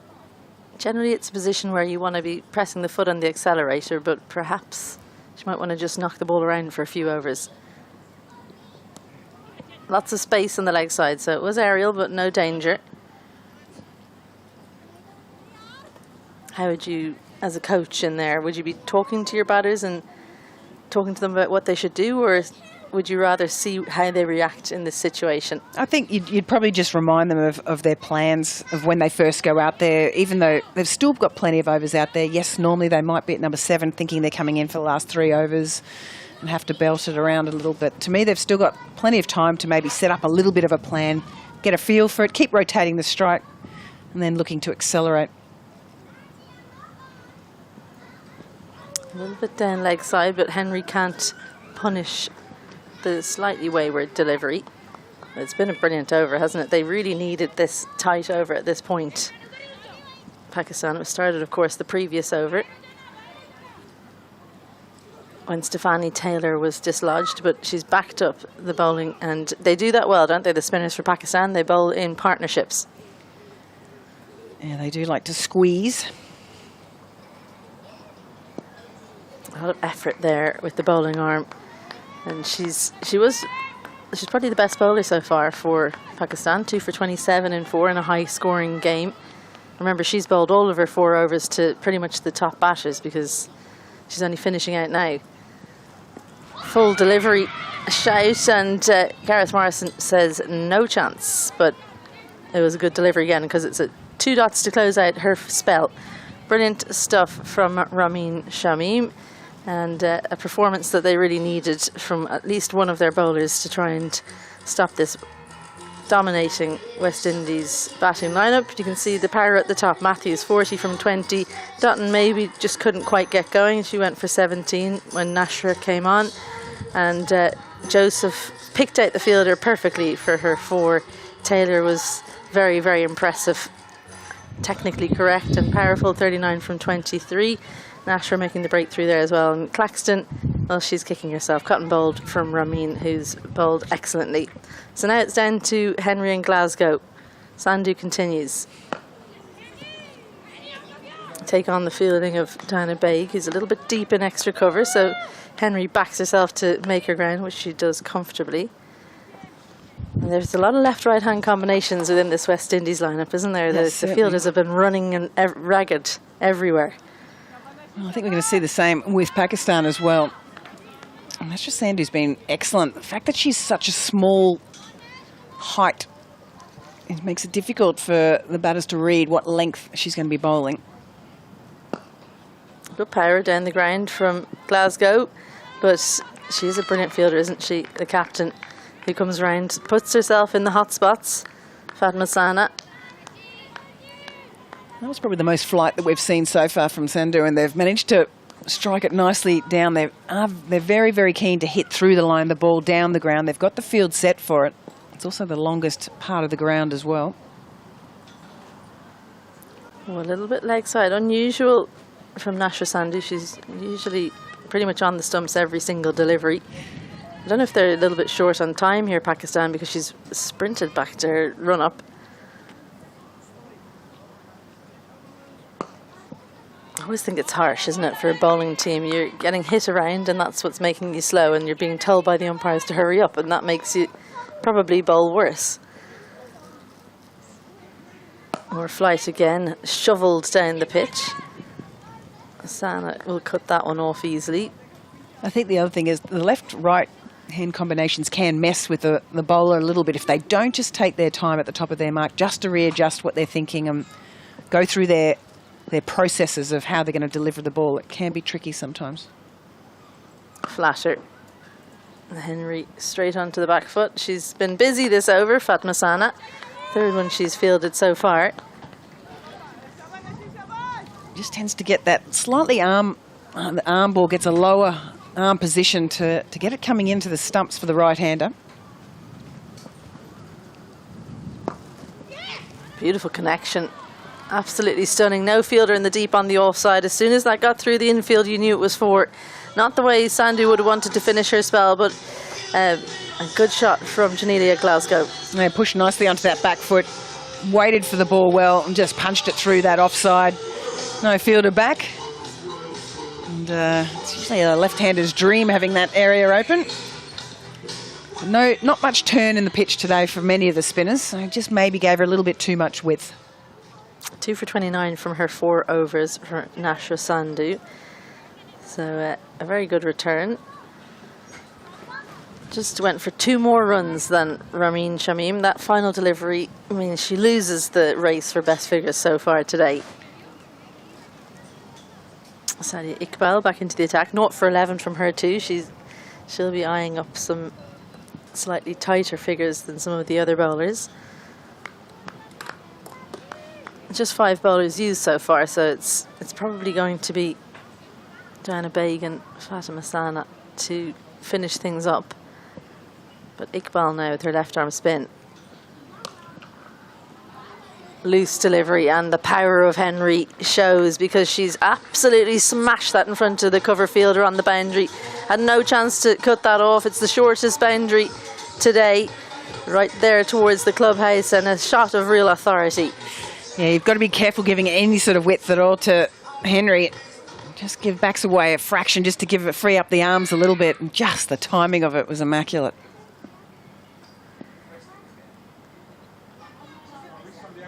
Straighter, much better. Good length. Dangerous shot from Henry, taking it off the stumps.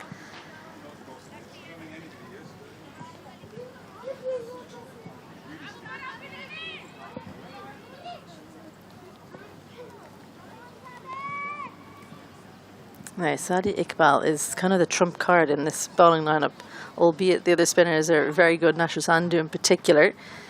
So can she get a few late wickets? There's a slower one, and the space found again on the offside, just getting the lines wrong in the last couple of deliveries. Pakistan, the chase is on, but the ball will win, and once again the boundary's coming pretty easily for West Indies. Yeah, just once again far too much width there from Sadia Iqbal. Just hasn't quite got that line right. I think the left-right is messing with the head a little bit, particularly the left-hander. Ball would normally turn into the left-hander, but it's just not doing a whole lot at the moment. It just needs to adjust her line. Helped around the corner, really quick feet. It's been a real feature from Glasgow. She gets into position so quickly, manipulates the field. It wasn't short by any means, but the manipulation is there. Saw the gap, and she's found the boundary. I haven't quite got the fields right today, I feel, to the bowlers. This one, she's bowled a lot straighter, but she's put the fielder out on the offside for that wider delivery, which obviously meant there was a bit of space on that leg side. Good awareness there from Glasgow. Definitely not one from the textbooks, is it, that shot, but very effective.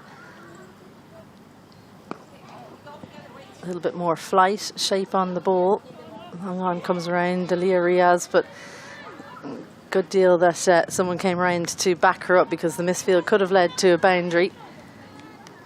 150 up now for West Indies.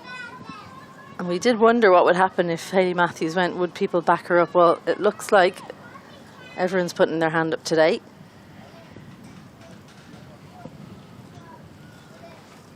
Bit more pace, and I think that might have surprised Glasgow. Gets out of the over with a single, but was another expensive one. 15 from it, and after 16, West Indies 150 for 5. So let's have a look at the options left for Fatma Sana.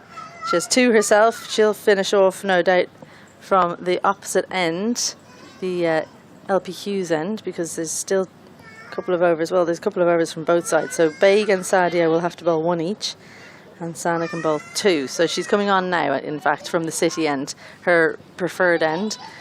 There's one thing that we spoke about off air, Pricey, that the shorter boundary straight is that one to the LPQ's end, and they keep on finishing. They keep on finishing to that end. Like last year, they had a game against Ireland, and Sadia Iqbal got hit for 6 off the last ball into that side screen by a number. What do you reckon Jane Maguire is? Number 9. So I'm surprised to see them continue in that fashion. But anyway, Sana back into the attack.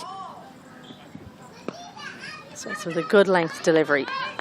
The other interesting thing is that they've only bowled 5 bowlers. Yesterday we saw the West Indies use 9.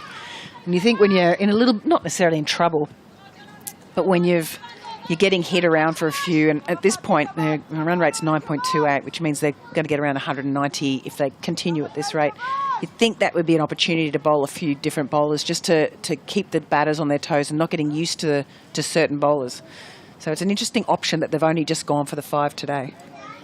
Yeah, sacking their batting lineup was what was said at the toss. Flayed away, no fielder in the deep. It's a tough field to bowl to for a spinner, let alone a seamer. And once that gap is found in Clontarf, it's 4 all the way. Now, particularly to someone like a Chanel Henry, knows she likes to hit forward of the wicket. You'd think you'd want some protection out there, and now they're dropping that cover. And to me, it's been a bit of catch-up all day. They haven't quite got the field right from ball 1. It's sort of like, we're just going to have a look and see what they do, as opposed to someone like a Chanel Henry. They know where she hits Stefani Taylor. They know where she hits Hayley Matthews. They know where she hits. And they've just taken a little bit too long to react today, I feel. Yeah, I mean, as a bowler, sometimes you're saying it doesn't matter where they hit if I bowl in the right areas, but they haven't managed to do that. It's a slower ball and very, very short, but has the effect of getting Henry off the mark. And the other thing is that, yes, you can say, well, I'm not going to bowl outside off stump, so I don't want cover out, but batters move around, and they're going to move around to try and hit into their strong areas, so you still have to take that into consideration. And I would say for 90% of batters, they have a couple of really strong areas. Hayley Matthews aside, she's kind of a freak in that way. She's got so many strong areas, but for most other batters, you know where they're likely to hit, so why not cover off those strong areas? Yeah, I'm not sure Chanel Henry's lapping too many, so that's why I would have put that cover up.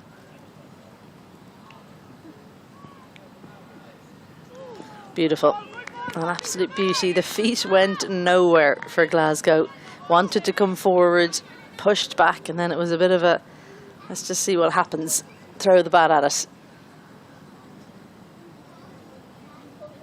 Yeah, well, it's quite a good field. It's going to bowl length to the left-hander. Fielders all back on the leg side other than the 45 with a long off on. And that's smashed through. The timing is just fantastic. Bit of fielding in the deep, not quite pulled off by James Taylor there, Cricket Ireland employee and our match manager today. Well, a little bit of fire and ice from him. It's just Glasgow. Look at that base. Didn't really get the foot anywhere near the ball. She's certainly got the T20 technique. Oh, he didn't have the clean hands then, James, to be fair. He did, it was a double touch.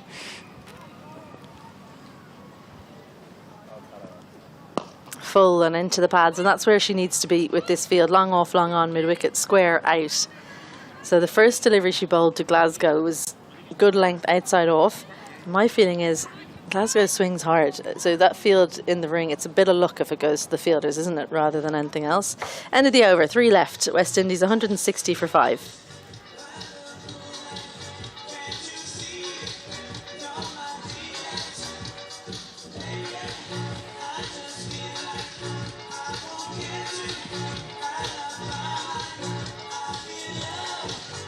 Janelia Glasgow, under-19 player, came through that system. We've got a few. Claxton, we saw how well she went today, so it's great to see the young players coming through in this West Indian team. The system in the first under-19 World Cup, they sort of were exposed a little bit for their lack of development potentially in that age group, and they're really starting to grow that now.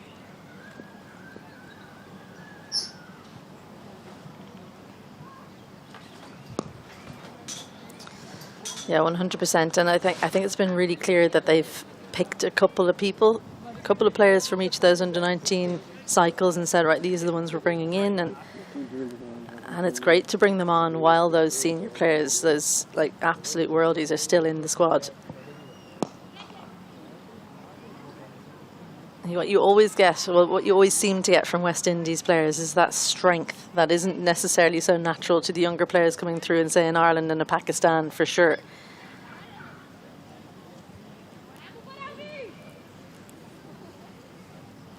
Then you've got someone like a Chanel Henry who's sort of reinvented herself. Has just come on the scene as this big hitter early on in her career. She certainly wasn't known for that. Big full delivery under the eyes, and Chanel Henry, well, that's inviting to say the least. Had to wait forever, but when she did hit it, she hit it with good power, straight down the ground, one bounce over the rope. Yeah, it's a little agricultural, but she just has such a strong body that can do this. Good base, holds it off that. Even if it's one-legged, she's still got a good base. Changes the line, and I think that's a good idea. I'm going to put it out there to you. What do you reckon about that slower delivery but full and very wide? I think that could be the play.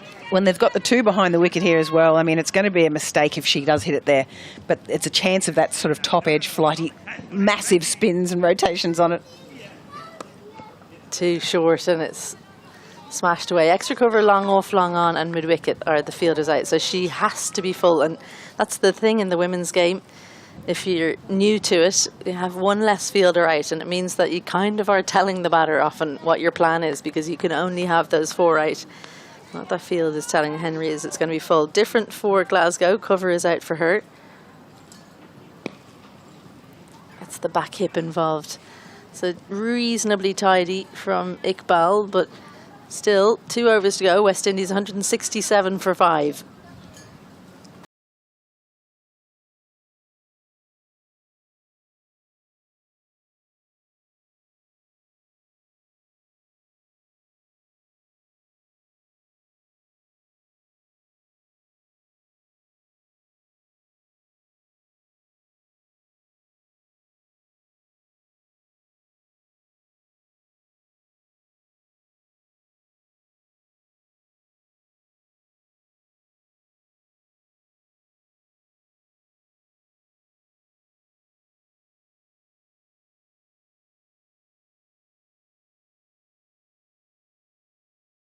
So, Fatma Sana to the left-hander has all the fielders up still on the offside. Long off, long on, and mid-wicket and square. Out, dug out. When I say all the fielders, I meant all but long off. She's decided to stick with that plan. What do you make of that, Pricey? Yeah, I mean, I just think she's not executing where she wants to be bowling at the moment. I know you said she should be full, but she needs to just keep the stumps in play at the moment. She can't give her any room, but at the same time, she's got a 45 in there. So it's sort of like you don't want to get too full. Well, that's a bit too full, and it's good power down the ground. Diana Baig, well, she's one of the best in the business, but even she can't cut it off. Again, the power from Glasgow as she's finishing this innings off with aplomb. This is sort of nearly why I'd like her to bowl a bit of length occasionally so that she can drag it across the line. She's not exactly technically proficient. Good base, good swing. You know that she's looking for the boundary at this point of the game. And that obviously is her role as well at the moment. But I just think she's just not quite getting it right today, Fatma Sana. We haven't really seen that slower ball come back, have we? I mean, she didn't bowl it particularly well earlier when she got hit for 4, but I think now might be the time to bring it back out. Better execution. Baig will come around, and oh dear, a misfield. That's not what they need. You never need it in cricket, but right at the end when you're under the pump is possibly one of the worst times, and very unusual.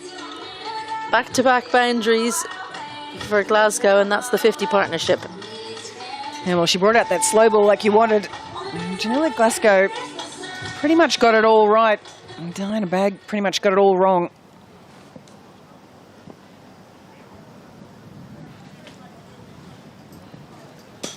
Wide of the crease, and another full toss. Sends it aerial, 3 4s in a row. And Pakistan's captain just not managing to finish things strong for her team.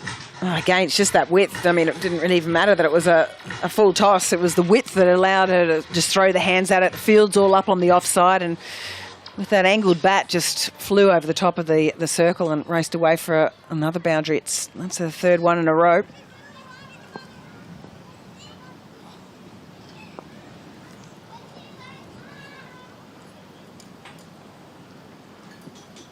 Into the pitch.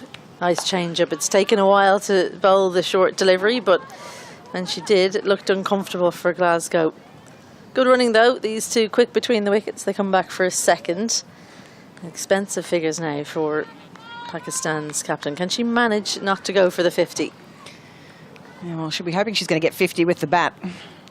Probably wasn't expecting to get that with the ball today. But I don't mind that option. Allows her to, the field she's got set allows her to be able to bowl that delivery. Bit of a surprise delivery.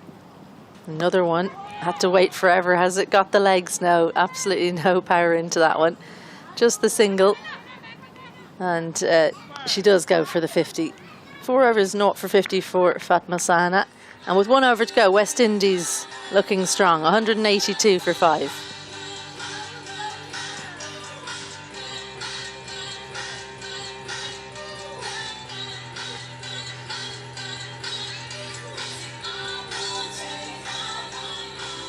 So set up pretty perfectly here for West Indies. I think if you'd asked them at the start of the game if they could have these two in the middle with 1 over to go and the score on 182, they'd have said yes, please, and thank you. Well, Glasgow's only in her 18th match. She's not like an experienced player, and she's doing an excellent job at that moment. She looks like an old hand. Looks quite comfortable. Doesn't seem to be too nervous at all.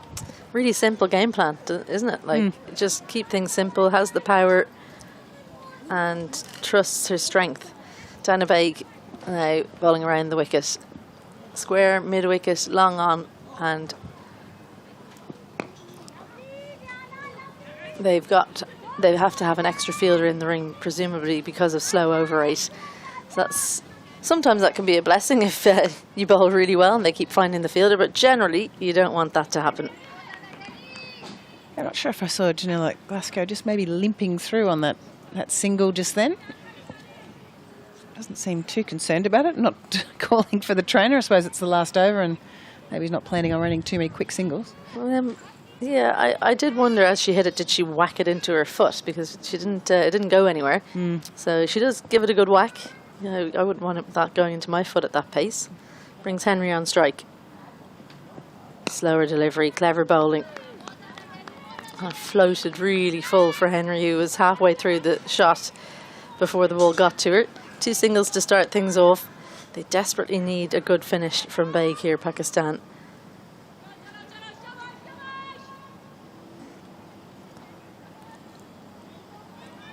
I've just got the 3 fielders out, so whether that's because of their time.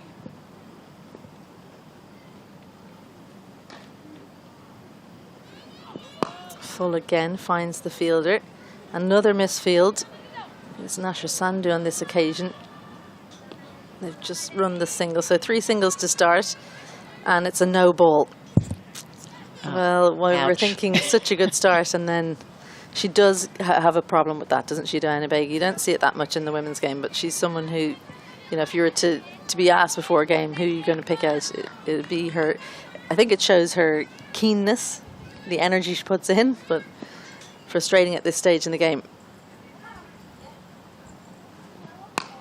Goes the short delivery. Yeah, no point in trying to catch that if you don't need to. I think it's Fatma Sana out there. The second is run, and that's a terrible piece of cricket because while it's a no ball or a free hit, you still can be run out. So she's given that away there. Janelia Glasgow, not needed.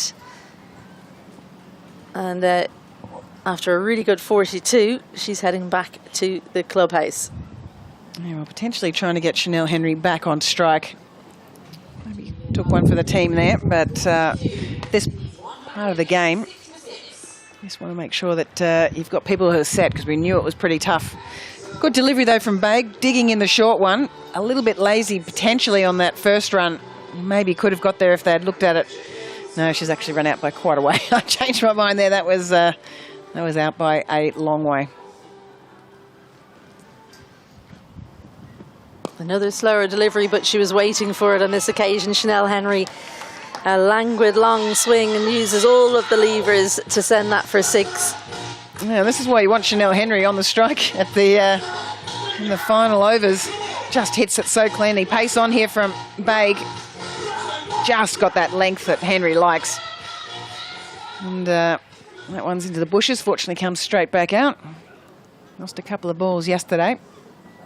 I will update those graphics for you, but this is why I'm wondering why she was pushing Henry on strike, because she's 20 from 13.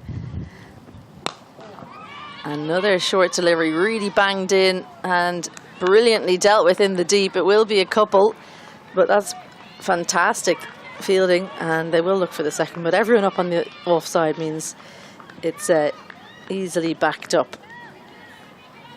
There we are. We're back with real time just before the end. Hector, the new batter in, she won't face a delivery as long as Baig keeps her foot behind the line.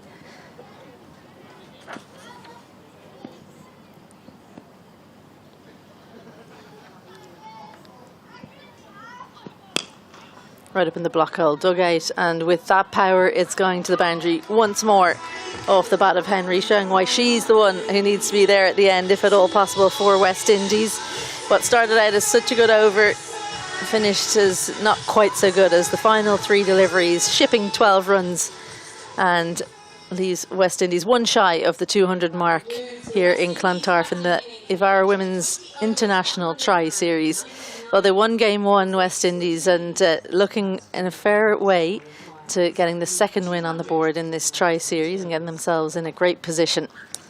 Henry, impressive, but so many impressive batters today in this game between West Indies and Pakistan.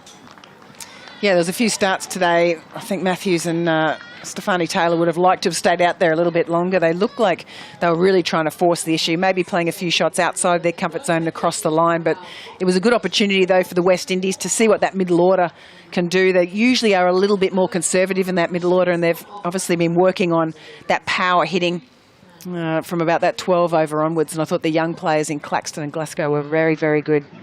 Obviously, Chanel Henry, outstanding as you'd expect, really thrives on those positions. And we have a look at the partnerships there. 3 50-run-plus partnerships generally can put your team in a pretty good position, and just shows what a good batting deck this is.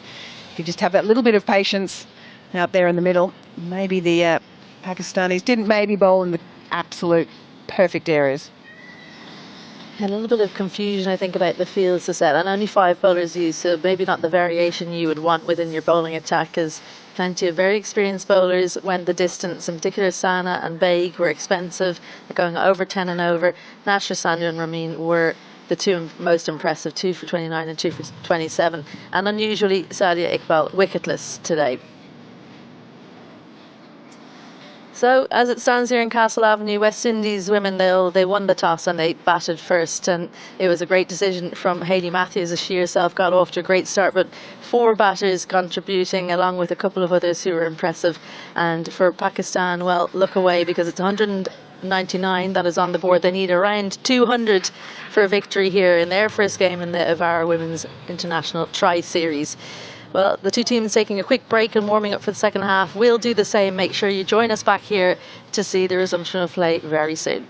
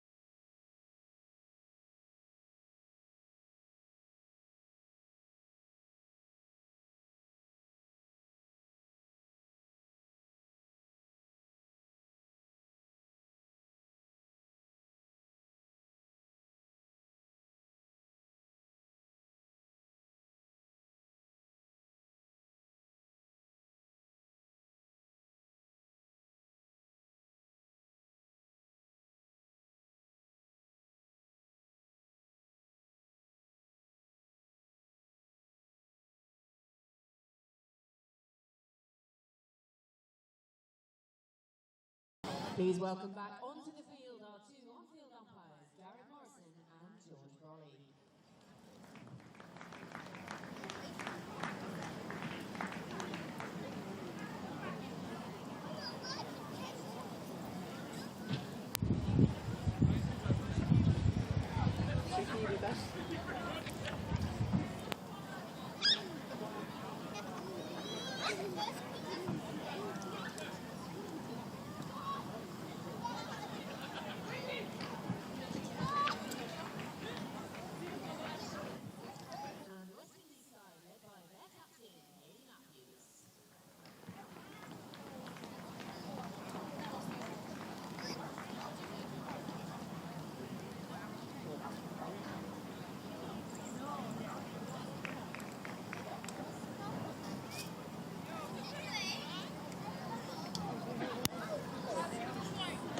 Welcome back to Castle Avenue in Dublin for the second game of this Ivara Women's International Tri-Series. West Indies won the toss, elected to bat and put up 199, so 200 to win for Pakistan. And as they so often do, they're looking supremely confident and comfortable. The West Indies team, they're starting to think that maybe they like playing at Clontarf. I have Celeste Rack alongside. What did you make of that first innings? I thought West Indies will be delighted with that. They've put a huge score on the board, and not only that, they managed to get their middle order a lot of a bat. We got to see some great innings all round there.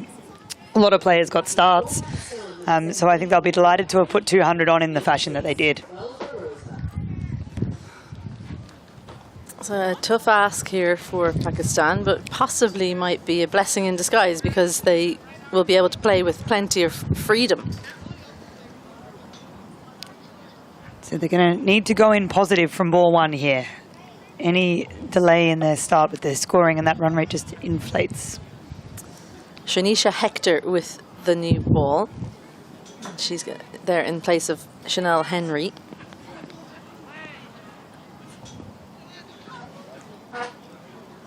Maniba Ali facing up. And a quick single. They are good between the wickets of the top order, Pakistan. They can run into trouble when they lose a few wickets, but definitely at the top of the order.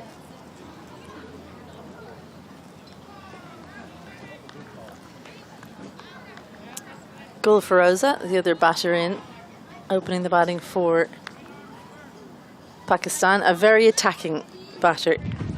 Particularly good into square leg. That's why there's a square leg out in the boundary there. Deep point as well. She likes to go aerial.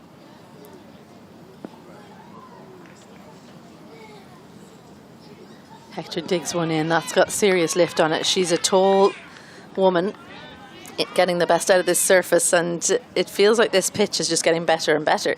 It does look like it has a lot more carry than yesterday, but when you're as tall and as strong as Hector, makes it easy to extract the carry. Up the hill, but it does mean that you're bowling into the surface, and it can tend to get a bit more lift from this end. Slip is in. Hayley Matthews feels she's got an opportunity here. No mid-on. Full, and a good hand there. It's a great start for West Indies. That being said, in their batting innings, they did only take 5 off that over, so Pakistan don't need to panic too much.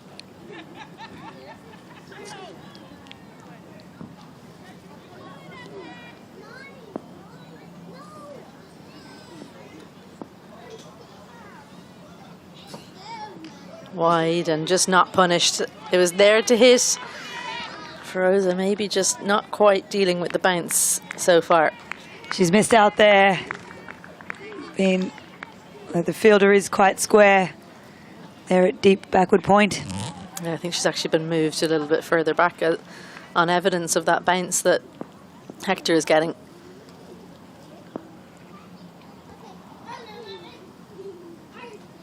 Dances down, and well, it's a wild swing. I did wonder would the arms go up from George Brawley, the umpire, but he said yes, that was slightly too wide. She almost swung herself off her feet there.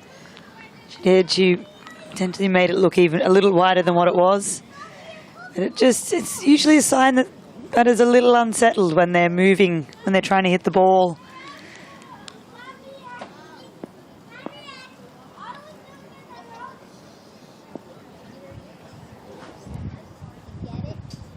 Full and punished. No mid-on, and she just has to stand and watch it as it sails away for the first boundary for Pakistan. And that's a great shot after 2 balls that had a little too much width. Hector's pitched this one straighter. And Feroza has gone down the ground. Despite the lift that she's seen, she's taken it on. Good awareness. I think that she would have had that in her mind, wouldn't she? Anything that's up to her, let's hit it there. And the slip comes out, mid-on is in. And there's that lift again. Has it taken the edge? Big shout. Yes, says George Brawley. Well, she waited to get the decision. Feroza Gul, or Gul Feroza, excuse me. And, well, she was given the opportunity to walk, and in the end, given out, caught behind. West Indies were all up in unison. They didn't have any doubt. After coming forward and hitting the boundary with the ball before, Gul Feroza is caught behind. End of the first. Pakistan early loss, 6 for 1.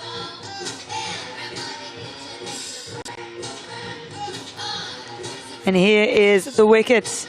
Hector, a little bit more lift. What Feroza is used to. That's just got up on it more than what she was expecting. And a very easy catch in the end.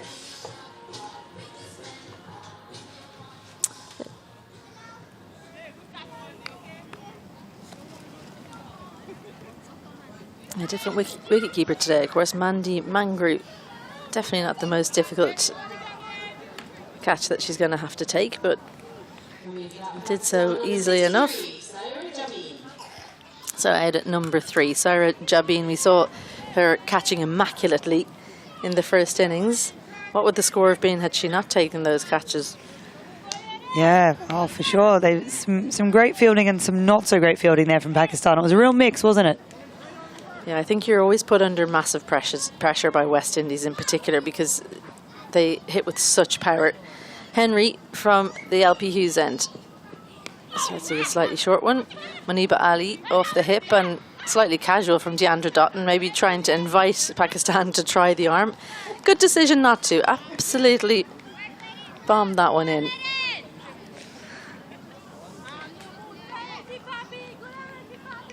And not showing her age, is she, at all, Deandra Dotton, with that throw. That was quite something. So everyone's scrambling because it's a left-right hand combination. Jabin, the right-hander, Ali, the left-hander at the top. So deep backward square and a deep backward point, the two fielders. They've got to slip in for the new batter.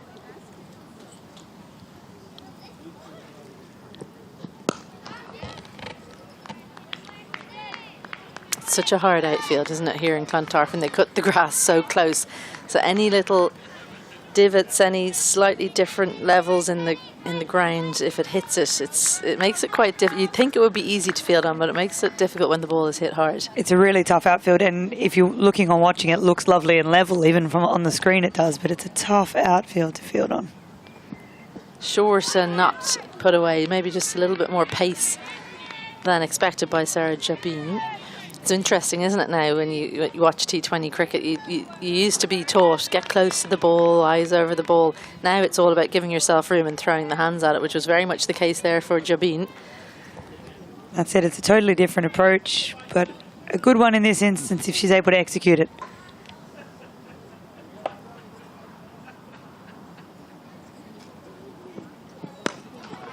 Good hard length, nice shot, and it was gone for all money had that hit. They've fielded so well, West Indies, the first couple of days here. Been really impressed. A great pick up and throw from Janelia Glasgow, showing her athleticism as this field has to now all sprint everywhere once more. It's almost worse in the power play, isn't it? Because so many fielders are on one side and they have to all move across to the other. It is really disruptive indeed. And that is a great shot there, but she's taken a little longer to get going than what she'd like on the basis of how she played that shot. Would have been out for sure. But such is the case when you're chasing 200, you do have to take the field on. Yeah, it was like she forgot she had to run, wasn't it? Or maybe she just thought it was going for 4 and then recognised eventually that Glasgow was going to get to it. She probably didn't account for actually getting around and getting the throw away. Kind of reminds me of Deandra Doughton when she came on the scene. She was suddenly doing all this fielding that no one had ever seen before and getting run outs left, right and centre. We're talking about her age before. She still would probably win a sprint race out of everyone out there, and she's got an arm that, other than maybe Hayley Matthews, no one else can rival. Another wide. Chanel Henry just not feeling comfortable at all to the left-hander, and a little bit of fumble from Mandy Mangru means they'll get an extra one on the wide. And Shemaine Campbell has been such a stalwart for them over the last few years. It's hard for the reserve keeper sometimes to get experience. Good to see Mandy Mangru out there getting her opportunity. They're definitely planning for the future. West Indies using this tri-series to give everyone a go, is what Hayley Matthews said. Full delivery, and it's punched out to the offside. Just couldn't get onto it early enough to miss the fielder in the deep. So it'll only be a single. A couple of wides in a row has meant it's a long over from Henry, who's starting to look a little tired.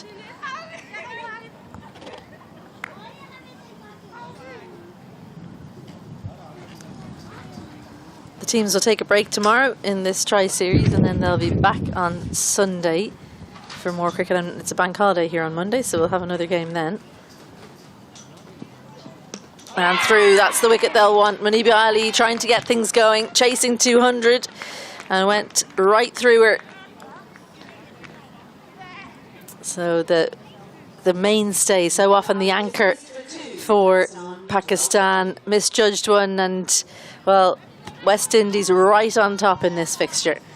It's a huge wicket there for West Indies. Muniba Ali is so important for Pakistan, especially in a chase of this magnitude. You could see the scoreboard pressure there, making her play into areas that she might not have wanted to if they were setting the total and they were batting in the first innings. Yeah, Muniba Ali Siddiqui goes for 2 from 3. And as we look at the replay of that wicket there, really well bowled from Henry, stump to stump. Crashed straight into off stump. Next is back with Pakistan, number 79, Aisha Zafar. Aisha Zafar, the new batter out. And you just think as well, when Pakistan, a little bit like Ireland yesterday, when they're trying to hit the ball hard, sometimes lose their shape in a different way to this kind of slightly stronger physical West Indians. Another one goes down the leg side. She's got a tough action, actually, Hector, doesn't she? Because her front foot goes out to the offside and then she's got to readjust through to the stumps.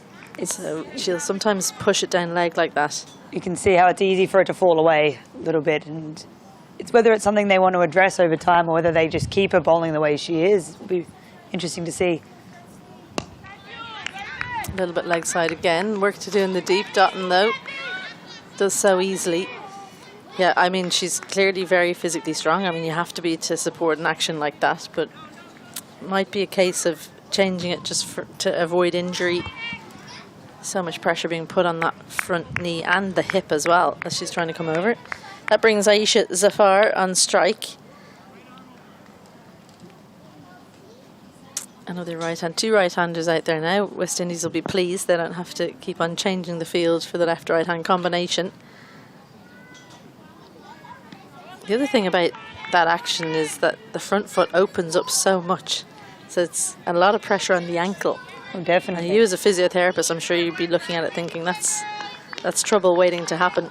We love everything to line up biomechanically, and we know sometimes that isn't the most effective. If we look, we were talking about Eva Canning yesterday for Ireland, who's someone who biomechanically really doesn't have the most efficient action, but it makes her the bowler she is. Short and just helped on its way. Almost just clipped out to the leg side, but it's got there in quick time. Just showing the pace of the outfield and how hard it is in this outfield. That bounce, and it's almost hit the keeper, Mandy Mangru. Coming to Ireland in a heat wave, you do get a really hard, fast outfield, which we're not necessarily known for.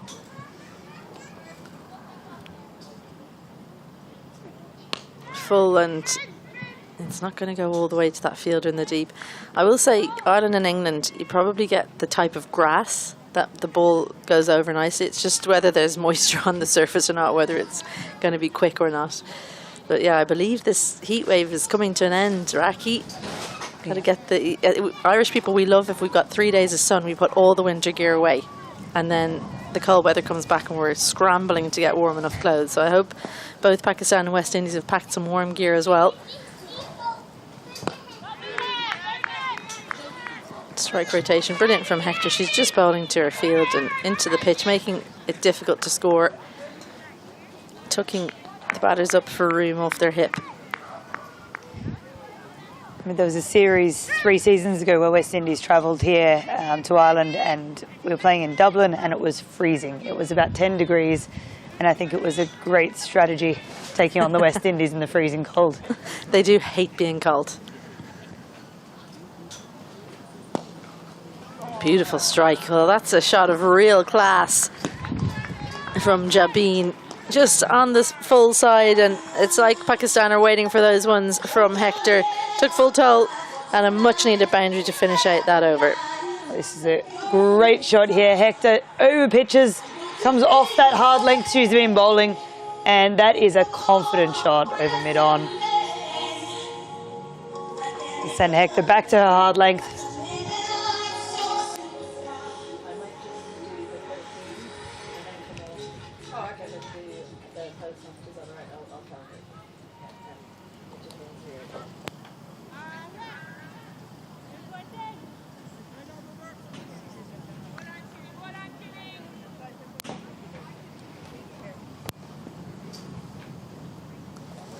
Henry to continue.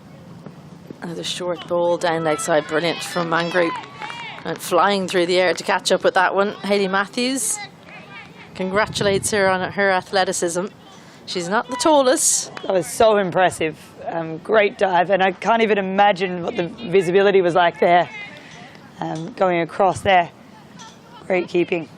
Yeah, I always look at Pricey when keepers do anything, and she just keeps a stony face, doesn't give anything away. So I don't know if she was impressed or not, but I think it's just what she expects. Oh, well, that's gone over the stumps, showing that there's a lot more bounce today. Yeah, she's like, well, that's just the norm. That's what keepers do. Why would I? Yeah, that's just standard for us. A huge amount of bounce there. That's really lifted. And we weren't seeing the same level of bounce from Fateh Vastana and Diana Baig. And that's really just a height factor and hitting the pitch as hard as these two do.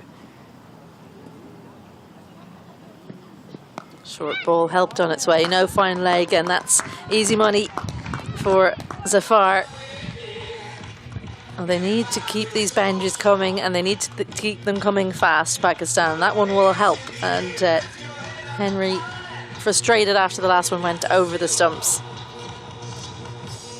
The hard length has proven effective so far, but this was just too straight and a little too short. It was well played in the end. Through for a boundary.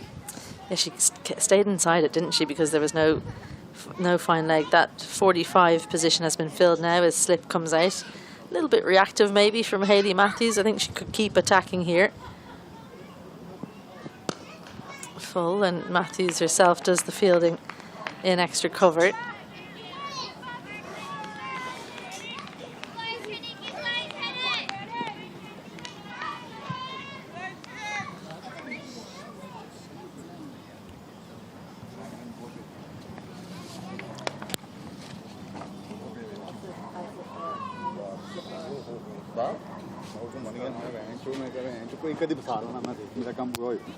Clipped away, brilliant in 45. She's just been put in there and saved an almost certain 4. It's Afi Fletcher, belying her years there in 45. She's been, by and large, been happy to dive around. Not the easiest position, that 45. You have to move very quickly. You don't get a long sight of the ball. And it is tough because often the fielders that don't necessarily field on the boundary or in the high traffic areas get put there, but it is a very difficult position. Clipped away, fielder in the deep. Has it happened again? Yes, it has. Well, Ireland kept on picking those fielders yesterday, and once more They've put the fielders in the right place. It just seems to be the way for Hayley Matthews. She can tell the future as Zafar picks out the fielder. A lovely pick-up shot, but a good catch, and another one goes for Pakistan.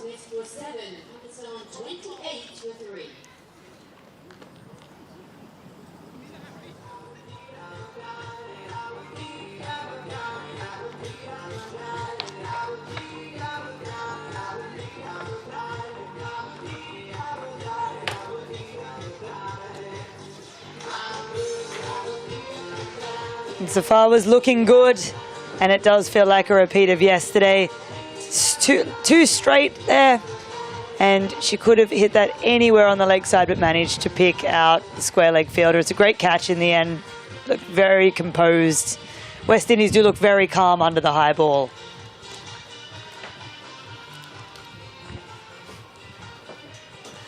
Yeah, they do, don't they? The catching's been really good, and I think that's something they'll have been working on, is their catching, because their catch efficiency isn't in the top couple of teams, so it's always something you want to improve. I think they're just getting more fielders that are very athletic into the group. They are a team of athletes, aren't they? There's a lot of strong players that move well.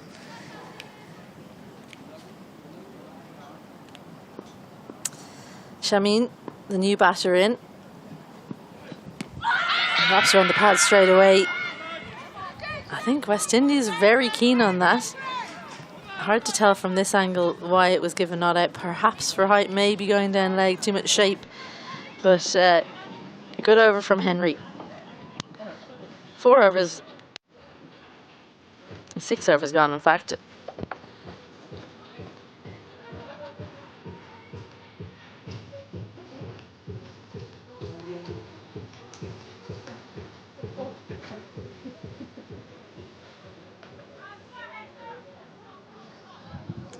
Yeah, 4 overs gone, 28 for 3.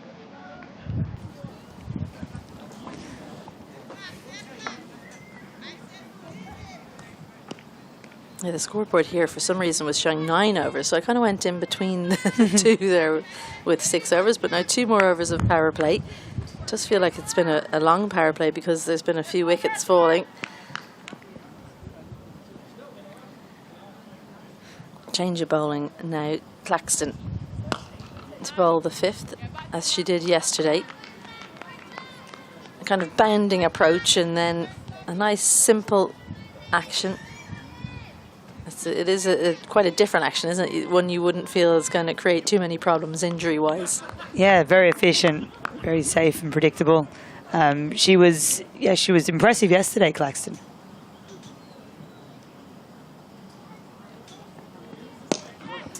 Well, that wasn't too impressive from Claxton, but it was very impressive from Jabin. A stand and hit into the pitch, and just a short arm jab lifts it over mid-wicket with real style.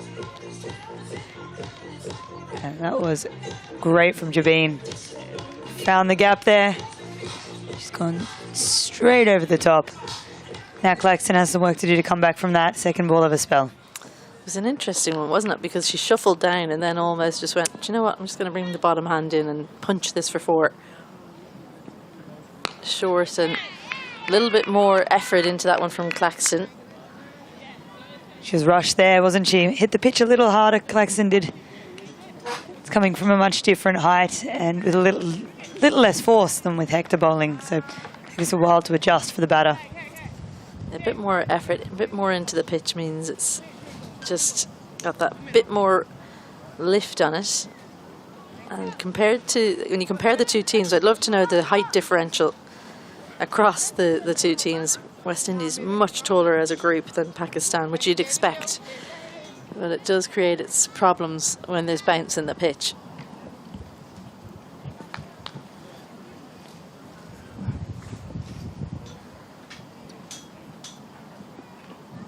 And again, looks to send it leg side. Fielder in the deep won't manage to come in because it's actually such poor connection. Chanel Henry's been sent out there as a safe pair of hands, although she did drop one yesterday.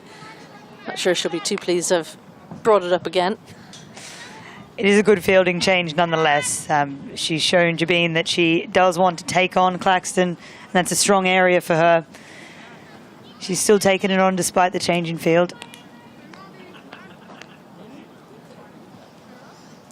Ramin Shamim, the left-hander. So we're back to this left-hand, right-hand shemazel for West Indies.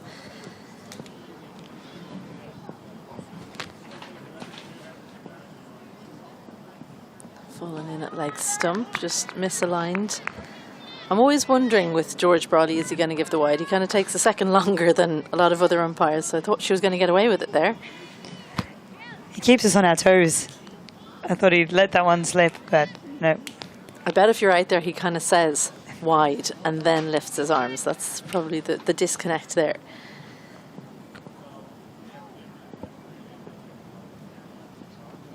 Better, much better. That's very, very good to any left-hander. Angled in.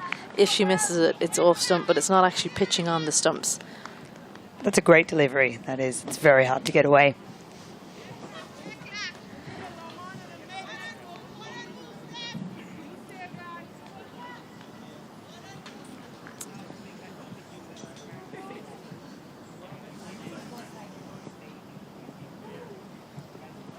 Short and just can't take full toll there, Ramin. So another good over from West Indies. 5 overs gone, just 1 over remaining in the power play.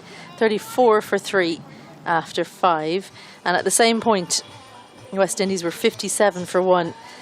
And one of the reasons why they're not doing quite as well, Pakistan, is the loss of those 3 wickets. And Siddiqui, she's kind of the mainstay usually in this Pakistan lineup when they score well. She went to Henry for 2.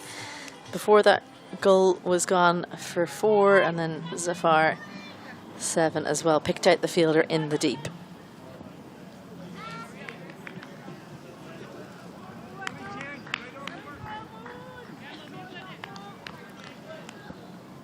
Well, into the team and into the bowling attack in the power play. Munasar, the new bowler. Straight away into the sweep is Jabin.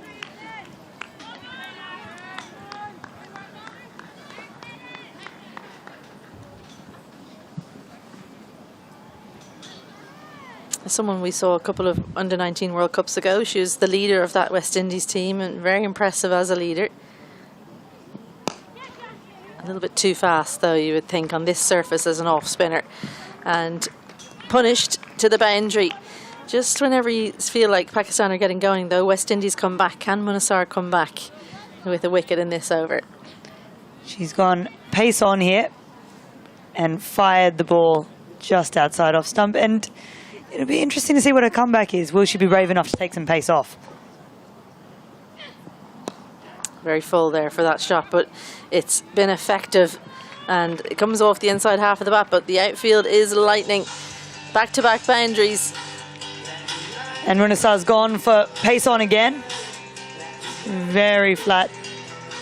And we've seen Pakistan, when they did bowl a little slower through the air at times throughout the innings, they did have West Indian batters that were going hard at the ball in trouble. So it'll be interesting to see here if Munasar does want to change her pace. Hayley Matthews going up and having a long discussion there with her young spinner. Still quick. Has she picked out the fielder? No, just evades Guyana Joseph there in 45, and it's going to be 4-4-4 for Jabin. And once again, pace on, flat at the stumps. Jabin was ready for that. No ball as well. The arm was raised by Gareth Morrison. You can see it on that replay, and as she's just been hit for 3-4s, you can see the shoulders down. The confidence is gone. She would have been so excited to get into the team, get her opportunity, and others have really taken that with 2 hands, so she'll be desperate to take her opportunity here.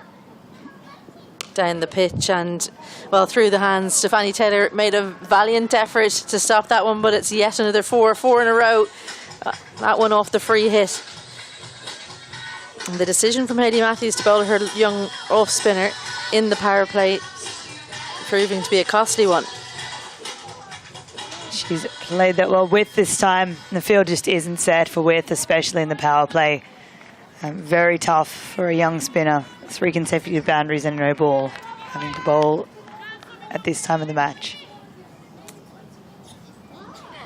There we go. There's the pace off that you're looking for. Hayley Matthews gives it the big clap. Still one more ball to get out of the over. 17 from it so far. It's getting Pakistan back into the game, and of course the 50 up with that boundary off the free hit. Another quicker one down leg side this time. Munasar trying to plead with the umpire that she moved across, but that was a wide for, even if she'd stayed still, let's be honest. I'm afraid so. I was hoping that she'd stick with the pace off and be brave.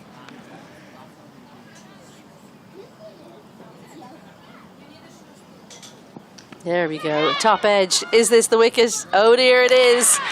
Well, she'd gone the distance earlier in the over, and now Jabin has thrown it away. Slower delivery from Munasar, slow through the air, top edge, and she just had to take a couple of steps, kind of Joseph, to take the catch. And that is great bowling from the young spinner. It's a brave option to take the pace off.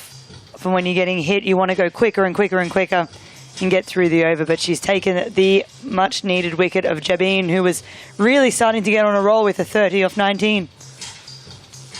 Yeah, she'll be ruining her decisions there on the way back. Twofold to sweep, truth be told. And certainly not the strong sweep. She could have maybe paddled it square, but yeah, good movement from Joseph. Turned her body, moved backwards, took a pretty easy catch in the end. So the end of the power play brings about the 4th wicket for West Indies, just when Pakistan thought they were getting going and had the biggest over by far of their innings. 18 runs from what they lose, the set batter. Jabin, 30 from 19 for her. And who's someone who's been watching on, I'm going to put her under immediate pressure. Julia Price back alongside. What have you made of how, well, first of all West Indies, but then also Pakistan, how they've gone about things in this power play? Yeah, they're being very, excuse me, very, very aggressive. A little like we saw with Ireland yesterday, and just seem to keep picking out things where the fielders are and just maybe just giving them a little bit more time. I mean, Sarah Jabin was outstanding, and I really wanted to talk about her because she spent a bit of time in Australia, but she got out, of course, the second I come on air. Yeah, she knew you were coming on, so she did. thought, hey. They do it intentionally, these girls. Affy Fletcher, the leg spinner, into the attack from the City end. Well, this is a perfect time for her to come on, isn't it? I mean, obviously she usually comes on outside the power play, but in terms of the wickets, the number of wickets that Pakistan have lost, you want her bowling at that middle and lower order.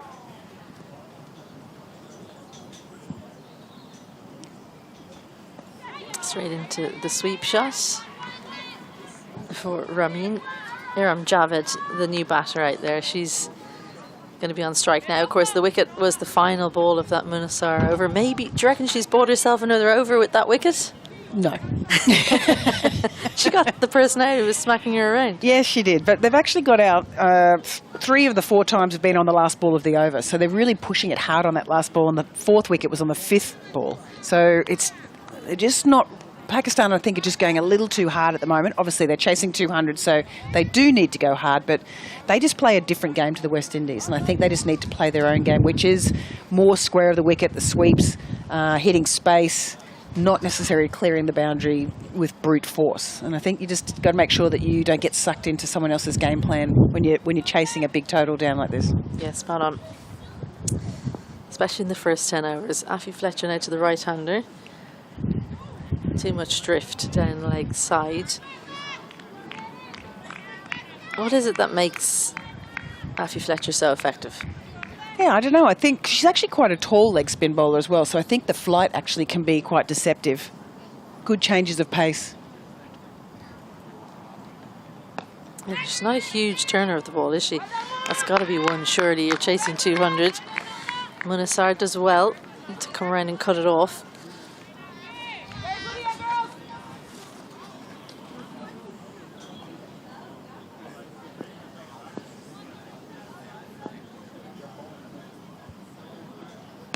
Leg side, but opting to stay leg side of it is Javed. You talk about them being good square of the wicket and sweeping. That was right there for the taking, that delivery. Yeah, I think occasionally you can get a little premeditated in what you want to try and do.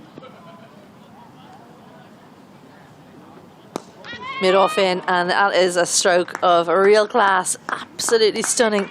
It's the hands. Brilliant. Got leg side of it, feet in nice position, and hands quick through the ball to send it over mid-off for 4. A little bit of panic there as well. She thought she had absolutely smoked it and then realised that it hadn't gone all the way and might have had to just get a single at the end of it. But, yeah, stayed leg side of the ball, hit it over the offside, and it was up. But an excellent shot from Pakistan. Just having only watched those few deliveries, I don't know if mid-off inside the ring is the play, because she looks like she wants to hit offside, long on, mid-wicket and square, the other 3 out. Alongside with cover. Well, they're going to be calls for 2, but she does well there, Fletcher, to go and field off her own bowling. Yeah, I tend to agree that she just looked like she wants to be an offside fielder, doesn't she? And just go inside out, take on that offside. Obviously, the ball normally spinning as a leg spinner to the offside as well. So it's probably something they might need to tweak. And we know that Hayley Matthews has got such good game awareness. No doubt she'll be on that in a flash.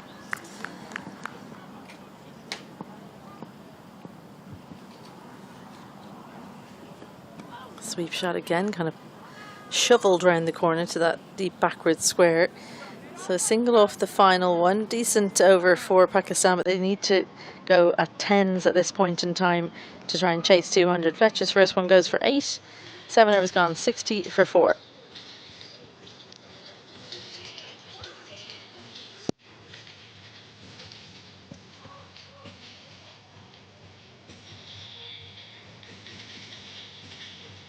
Getting a pretty good rate at the moment, 8.57. So West Indies, most of the innings were sort of hovering around that 9.2. So a little bit under it at the moment, but seen some good intent so far. And Ramin Shamin has a strike rate of 140. Hasn't really had an average of 28.5, but hasn't really had a lot of time in the middle. Only a 13th match. But really looking some good signs from her, and I thought she bowled very, very well today as well. Hayley Matthews into the attack.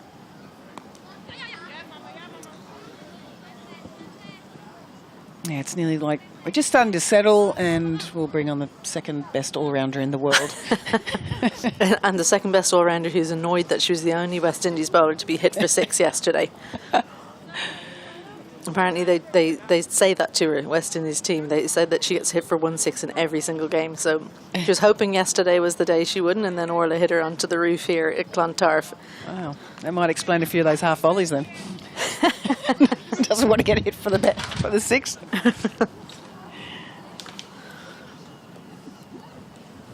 But a very, very, we are joking at her ability. Obviously, we're very, very good an all-rounder. It has been for quite a long time. Very effective, particularly in the power play. Much quicker there. Yeah, I was going to ask you about that, because obviously the last 2 days she hasn't bowled in the power play. What's the thinking there? She has been moving out of the power play. I think that they're trying to experiment with other bowlers that maybe it just lengthens their bowling. With the 2 out, they might find that they might be able to bowl, and I don't want to say lesser spinners, but sometimes it does feel that way. The fielder there for protection for that shorter delivery. And it might even be a match-up thing as well. But I feel sometimes that as a spinner in the opening overs, people are still trying to get into their innings a little bit, and the pitch is a little bit tough to get in on when it's holding. That sort of makes that bowler even better. The slower one outside the lines, no danger. But the other thing is that she used to bowl around the wicket to right-handers all the time. Very much over the wicket now. Any thoughts on that change? Yeah, again, I think it's probably, well, it might be just because of this pitch that doesn't turn at all. So it's very, very difficult to bowl around the wicket to a right-hander. Just maybe, was there a little knock in the head? Yeah, I think that's got to be it, doesn't it? Because Gareth Morrison, it looks like, has called the physio on, who's striding out to the middle. A few quick questions, because it was a very gentle knock to the head, so a bit performative perhaps. Yeah, it was nice that her partner was asking how many fingers she was holding up, so just to help her out, just to make sure she was okay. If she'd said 1, I would have been worried. Do you know what, sometimes you get hit in the head, it's not that you're going to get injured, but you're kind of unsettled, so it's not a bad thing for Pakistan that they've checked out that she's okay. I got rattled a couple of times in the helmet by a certain Catherine Fitzpatrick, and I would have liked a bit of time out of the game, I think, on those occasions. Well, I never wore a helmet, so I'm glad I didn't get... Yeah, all the fast bowlers were in your team. That is true. A little dance down the wicket, looking okay. Punch leg sides. Maybe they heard you, Julia Price, looking to play their game. The dive goes in. Brilliant throw in terms of pace from Deandra Dotton, but nowhere near the stumps. So pressure put on by Pakistan with good running, and it's come off well. They need a lot more of that. Absolutely. I think the space on the leg side there, if you just get the timing right, you can get 2 each ball. Obviously, they ran on Deandra Dotton then, and she had to run a long way to get that ball. But if you're getting 2 each ball, you're getting 12 and over. And that's way over what they need at the moment. Well, not way. Slightly. A little bit over what they need at the moment. Poor delivery, but those kinds of ones need to be punished. That has to go for a boundary if Pakistan are going to have any chance of chasing this down. Just helped round the corner, and well, she kind of got away with that. Matthews 5 from that first over. 65 for 4 are Pakistan after 8 overs.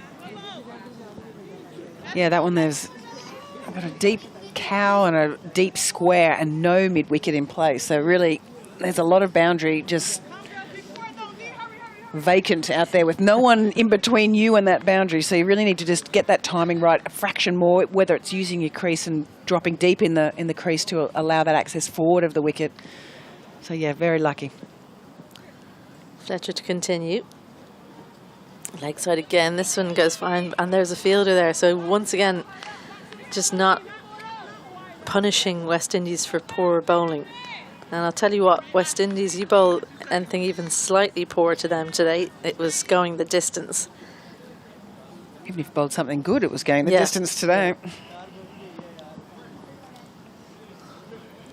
Better in the air, and it's got enough on it to get over Munasar.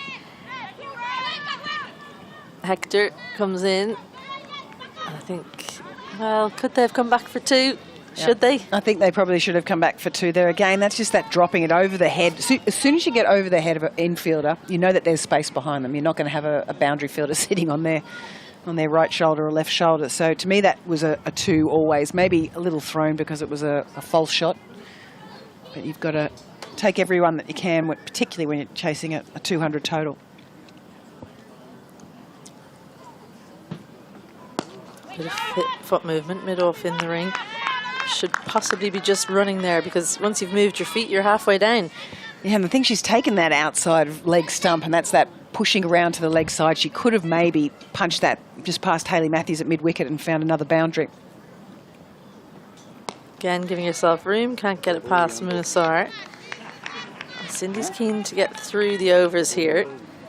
Change in field, but they've recognised now that the strength is on the offside for Javed. 3rd in place, no mid-wicket now. She somehow manages to get leg side on this occasion, but Chanel Henry does the tidying up. I love that phrase. We'll come back to it maybe at the end of the over, but that there's not going to be anyone on the right or left shoulder. So it's almost like as a batter, when you're looking at that fielder, if you get it over them, you should just get the head down and turn back for 2. Nice sweep shot. Has she managed to get that between the fielders? Well, the athleticism has been fantastic from West Indies. I think that's Claxton in the deep. So she saved a boundary, just goes for 2.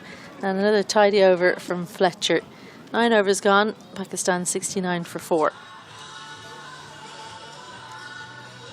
Is that something you would speak to players about when you're coaching, that they should use that as a cue? You get it over that infielder and it's definitely 2, even if you haven't hit it well? Absolutely. We talk a lot about like having your boundary options. And your boundary option doesn't mean that you have to hit it over the boundary. It's actually just about hitting space, and that potentially allowing, as it is here, a very fast outfield that can just keep running on for you, and making sure the space isn't just a wide open space. It can be over the head of someone, or, as we've said, in front of people. Another shorter delivery. Oh dear. Nearly managed to catch that one. Afi Fletcher made a valiant effort moving to her left, but it had the right line to get a boundary. Yeah, we saw Afi Fletcher in this position yesterday, and probably a similar opportunity going through that extra cover. I'm not sure Hayley was probably a little too short anyway to prevent the boundary, so we won't say that that was a misfield. We'll just say it was a poor delivery from Hayley Matthews, and she's just going to have to cop that one. Yeah, I think Afi Fletcher's moved square now, but that was definitely in the gap. A little bit more flight and more for her field, long off, long on, cow and square were the 4 out, so that width and length for the boundary ball, definitely not what she was planning on doing. For the left-hander, she's got the same, no, she doesn't have the same field. Cover is out and mid-off is in. So Ramin, if she wants to hit a boundary, there's a couple of options, but one of them is over mid-off.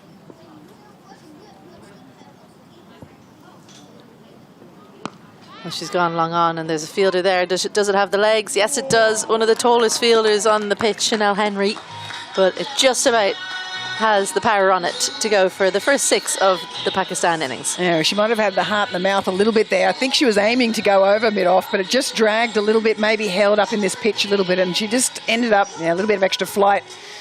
Just sort of started floating towards Chanel Henry, but fortunately got a fair chunk of it. Just clip leg side. I'd love to see a more aggressive shot to that. Like, that's not a great delivery, and you're just punching it for one. Not sure they think there. I like that replay though, the angle that we had of that shot, because I don't know about you, but when I was learning how to bat, you checked every single shot. Like, you never followed through. Now it's let the bat hit your back, so you're giving yourself that opportunity to hit it over the boundary rope. Feet again. Has she picked out the fielder? Nope. Luckily she kind of hit it too flat, so it bounces in front of Henry. It looked like she might have just pulled out of that a little when she knew that she wasn't able to get it properly, but a little bit of a mishit, fortunately for her. They're really not respecting Hayley Matthews here really at all. Already gone for 13 with 1 ball to come.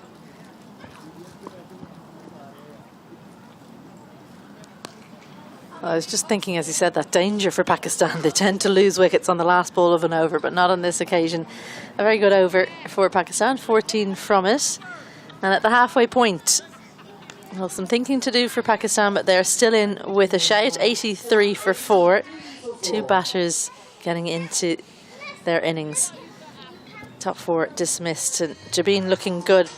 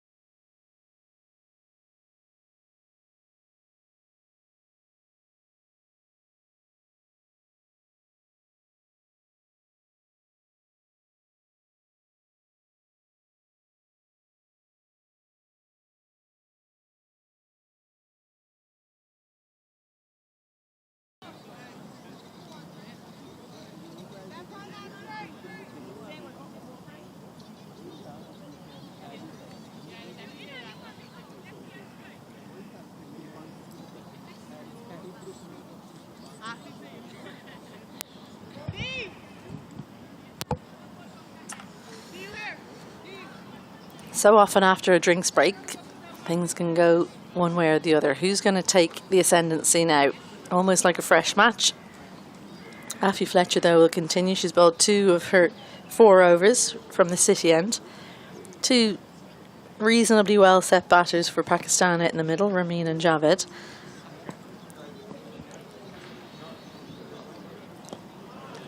Well, West Indies at the same point, we're 3 for 84, so it's very, very close. Well, there you go. West Indies straight into it. A 2, not well judged and brilliantly taken by West Indies. They had their drink. They came out full of energy, and the fielding, well, they've just been a little bit above the other two teams in that area, in particular in the last 2 days. Not what Pakistan needed at the resumption of play. They lose another wicket.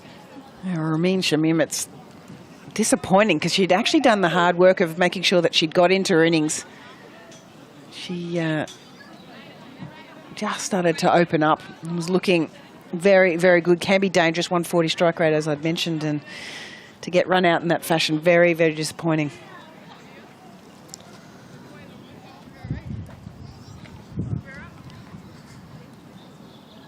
That's Glasgow, super fielding from her. Right over the top, out by an absolute mile. Janelia Glasgow. I think for me, it's just how quickly once she picks it up, she gets her feet organised and gets rid of the ball. Really important to do that to try and stop a second being run. But if a second is being run, you can't take too much of a load up time. So she's done brilliantly well. Great technique. So Aliyah Riaz, the new batter, a veteran for Pakistan. Very good down the ground in particular. So she needs to see, can she take on these straight boundaries? There are two people out there. Then long off and long on. Flatter. They do know her strength. She's been around for a very long time. So don't want to give her too much of an opportunity.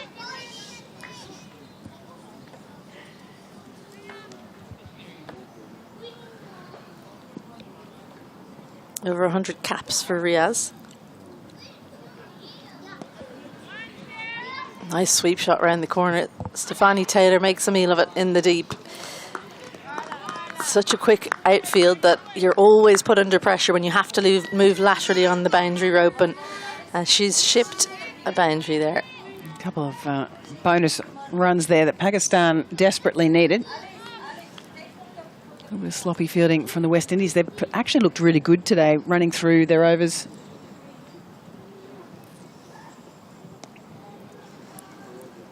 Well watched, but Janelia Glasgow, it's always tough in point on the second bounce from a leg spinner. She stayed still and managed to move to her left just at the last moment to stop the boundary.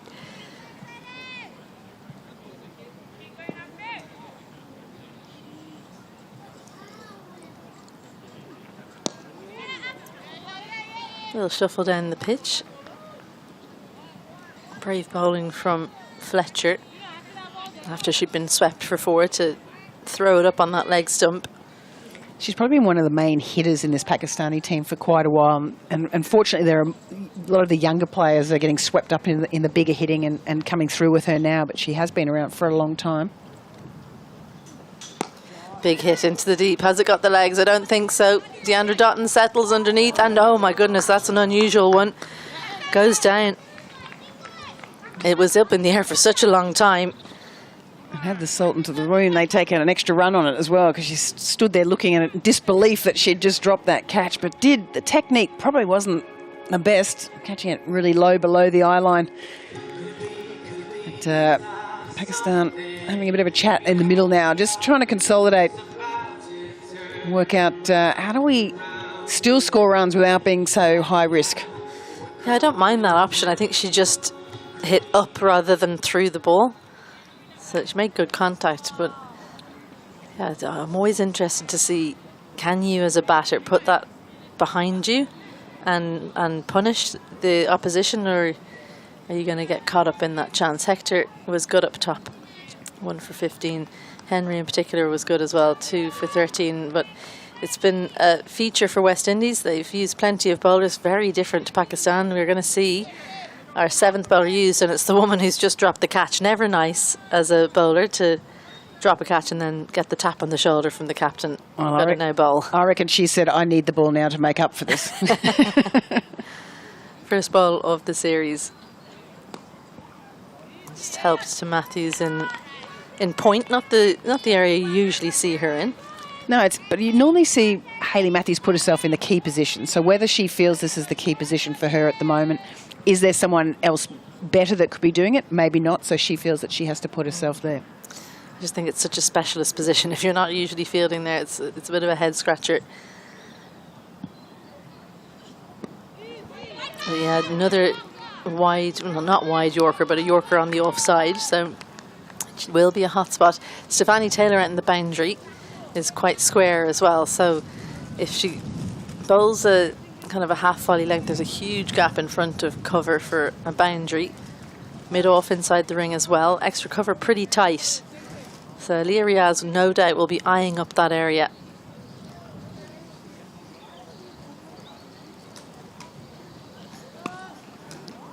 Desperately trying to dig the ball out. It's another Yorker length delivery. But it's a no ball. So overstepped Deandra Dotton. There's been a couple of no balls from that end.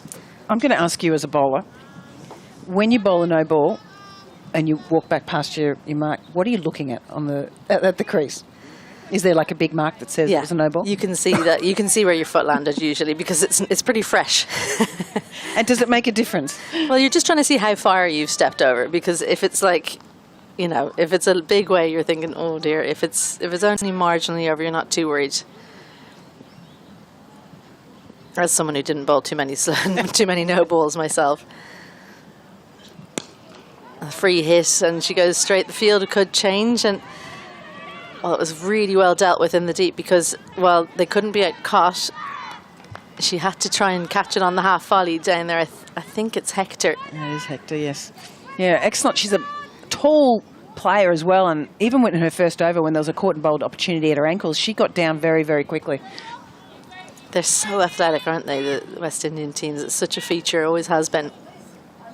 I don't think I'll ever forget the first time I saw Deandra Dotton fielding, because she was running full tilt, but picked up the ball and threw it while running full tilt. You usually have to slow down if you're the rest of the world, you know, but she's just above and beyond, and a few youngsters coming up behind her, the same.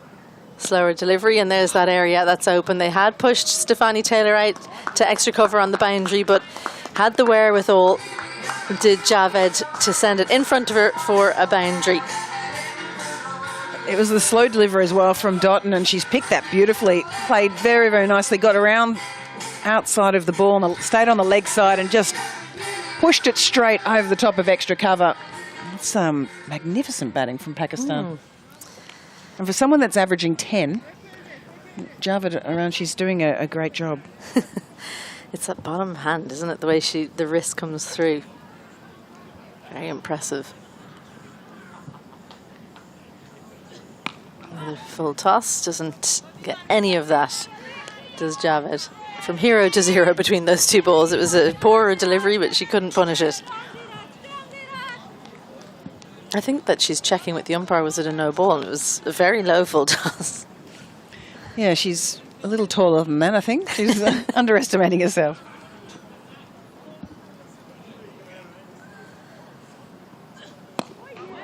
It's the black hole again, and you don't want to take on Deandra Dotton in that situation. So a bit of a mixed bag from Dotton, but her first over ends. She went for 8. That no ball was a little bit costly. And after 12, Pakistan 99 for 5. Definitely still doable, but feels like they need one really big over, kind of like another one of those Munasar overs. There were a couple of those in the West Indies innings where they went really big double digits. Yeah, well, I feel they've got probably the two players in at the moment who are most likely to do that. You've got Fatima Sandhu, though, who's been in incredible form. She's scored this year alone. She scored 216 runs at a 206 strike rate. Yeah. World record 50. It was like 17 balls, or 15 balls it actually was. Yeah, I was going to say, I'm not sure you can leave Fatima Sandhu out of the two most likely to score at that rate, but there were, for West Indies, they had one over that they hit for 21, and then they had multiple overs that went for over 15. So kind of Joseph starts with a dirty half tracker, but gets away with it right into the surface. Maybe she's trying to bowl that Hayley Matthews spinner's bouncer. Haven't seen that, have we? No. She seems to have put that back in the back pocket. Much better. Riaz, so good through point. She's got two really strong areas straight down the ground and through point if you give her any width whatsoever. Gets the bat right through it, and the boundaries continue to come for Pakistan. And we've seen how long it takes players to get in, so just a little bit wider. Just allowed her to get the hands free. 100 up with that boundary. Down the pitch from Aliyah Riaz. It's probably where she wants to score at the most. Mid-off is up, so the carrot is being dangled. Hayley Matthews quite close in at extra cover as well. It's being forced onto that back foot. It's good bowling from Joseph. Career best figures yesterday of 3 for 8. Probably moved her up the pecking order and the bowling ranks ever so slightly. She's still only the 8th bowler used, but still got the wicket keeper yet. But I really like her flight, the shape. She keeps the ball, particularly the right-handers, at the stumps. Except for that one. well, she's recognised that Javed wants to come down the pitch and stay leg side, so clever thinking. She did get a stumping yesterday, didn't she? It was Alice Tector. You don't want to be too predictable, Pricey. Riaz down the pitch, and yeah, that mid-off inside the ring was inviting, and she gets the hands right through. One bounce over the rope. She would have liked the 6, but she'll take the 4. Yeah, it was just an interesting field that she had set for her, wanting to hang the ball outside the leg side there a little bit, having a deep, fine leg instead of potentially that long off. I just don't think she's quite got the field right at the moment. Really good shot, though. That's a wonderful strike. That being said, if long off had been out, would she still have played the shot? I think she might have, and that's out. So sometimes setting the field to someone's strength and just saying, OK, take it on is a good option. So 13 overs gone. Pakistan still in it, 109 for 5. They'll need to go at a good rate, though, to chase down 200. So further 71 required in 7 overs. So 10 and over. They got 10 last over. They keep doing that, and they'll get their first win. And this might be around the point that West Indies are saying, OK, we need to really take this on here. There is Fatma Sana to come. Hayley Matthews around the wicket to the right-hander. Into the pitch and kind of clothed down to long on. Feels like there's a different energy out there for West Indies all of a sudden, doesn't it?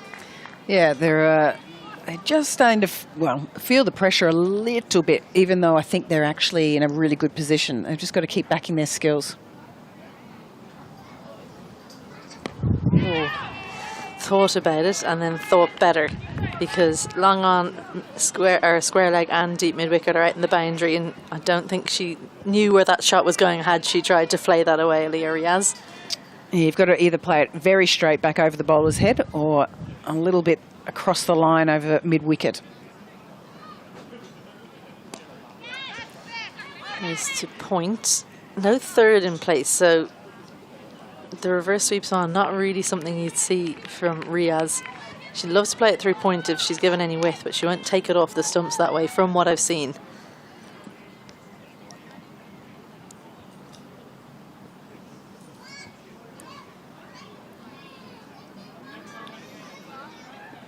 There's that bouncer. Well, sometimes it's a good idea as a bowler to tell the keeper when you're going to bowl, and I'm not sure that Mandy Mangru was ready for that behind the stumps.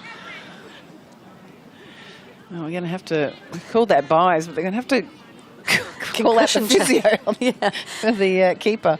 I actually was commentating a game where both the batter and the keeper had to get a concussion test because they both got hit by the same ball. Well, they've decided that she wasn't hitting the helmet, so she's standing strong there. Another short ball, and there's that gap between square leg and mid wicket, but just not the connection required. Good running, is it? Just about. No, didn't need it to put the dive in. Javed throws her head up. She can't believe it. She thinks she was home, but it was a little too casual for me. A run out is exactly what they didn't need. And it just feels like every time Pakistan get into the game, West Indies find a way so often through their fielding to get back on top. Yeah, they probably just didn't commit to that second run soon enough. I feel that they just sort of are a bit more casual in the maybe hoping that it was going to be going for a boundary. But unfortunately for Javed, she's going to have to go. And she was batting very, very well as we have another look at this dismissal. Running a long way to her left there. There's an easy 2 there. Excellent fielding, though. And that's an outstanding decision from the umpire. Well out.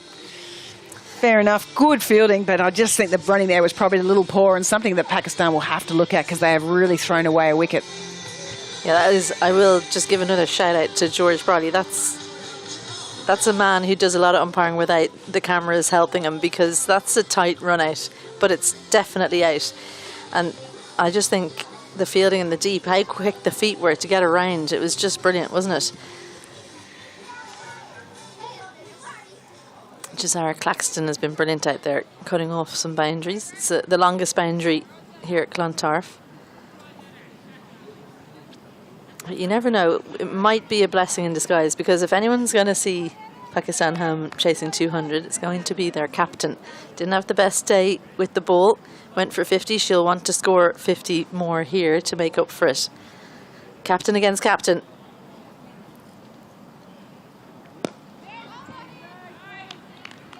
There's been a question at the end of the over. 112 for 6. There's been a question about whether Fatima Sana is just batting way too low. As a captain, should they be bringing her up with the form that she's been in? She's got them back into games. Pakistan played a series against South Africa and she got them back in the game. They lost both. They lost 2-1 to South Africa, but only on the last ball when Reinicke from South Africa hit a 6 to win the game. And then Fatima Sana hit a 90 and got them back in the game. I just think she's batting too low at the moment. Welcome back, Celeste Rack. Thanks, Pricey. And it's a really good point you make, in that Fatima Sana can get them to a point where they're not in this situation where they've got too much to do. If she comes in earlier, I know she's valuable, and it is important to have someone in the lower order that can get you there, but it's hard to get into a winning position if you don't have that explosiveness in the middle order. Yeah, they just get a little bit too far behind the rate.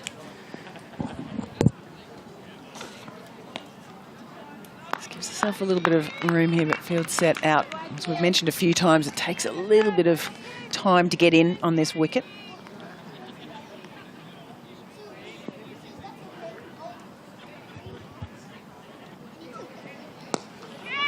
There he is.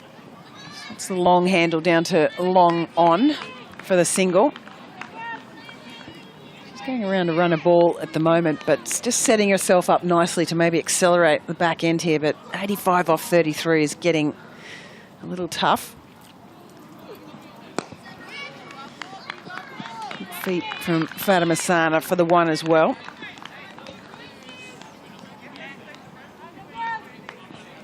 Kiana Joseph, we've mentioned, she's got a really nice high technique as a left armer.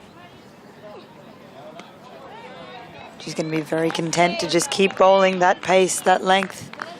Ones are a huge win for West Indies at the moment every time a ball goes for less than 2.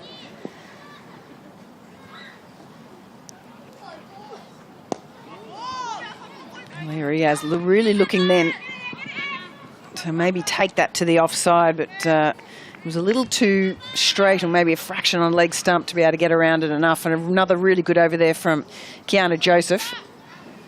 Now 117 for 6, just 5 off that over.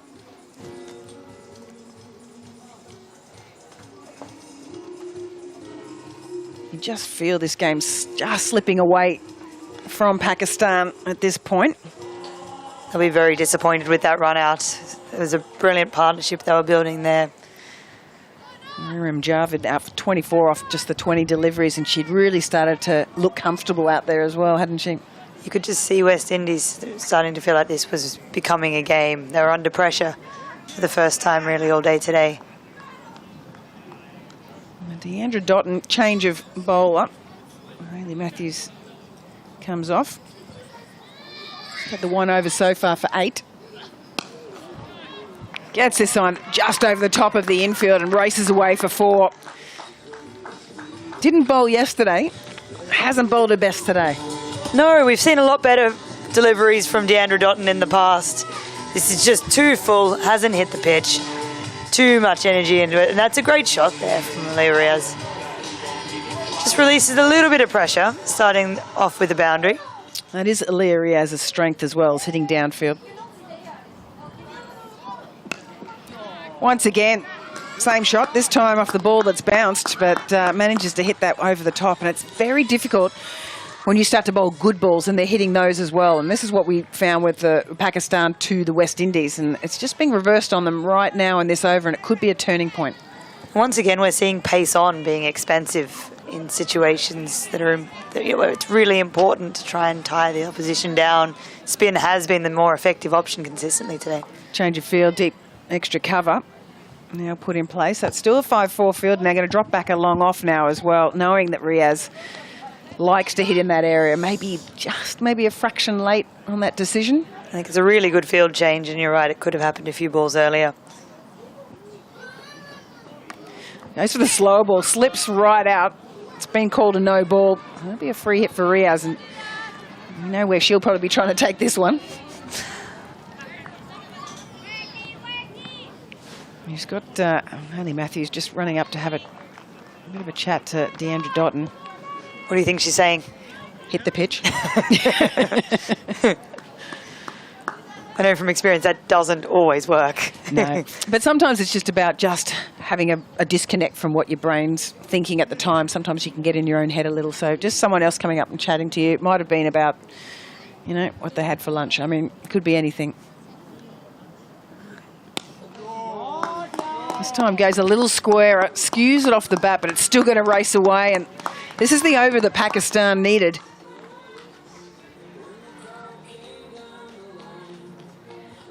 Deandra Dotton just not quite getting it. Looks like she's trying to bowl the Yorker, but just not able to land it at this point. Still got 3 balls to go in this over, and it's already gone for 14. Exactly what Pakistan needed, dragging that runs required back towards 2 runs a ball, which feels more attainable than 3.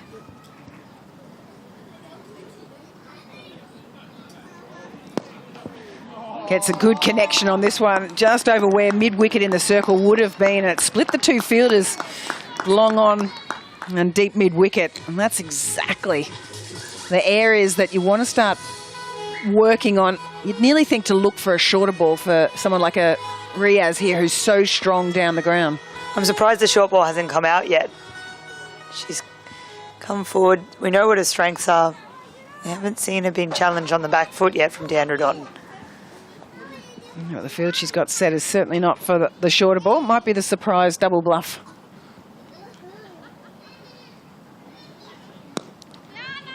Flicks this one off her legs and finally gets the dot. And it is that further back of a length there. That was the shortest one she's bowled this over. This is where Leah Riaz, what does she do here? They've had a pretty good over. Mind you, they still need 66 off 25. So they still need to find a few boundaries to get them in the game. Yeah, find some space here off the hip. Another boundary. That's a big over from Deandra Dotton. As Pakistan moved to 138 for 6 after 16 overs.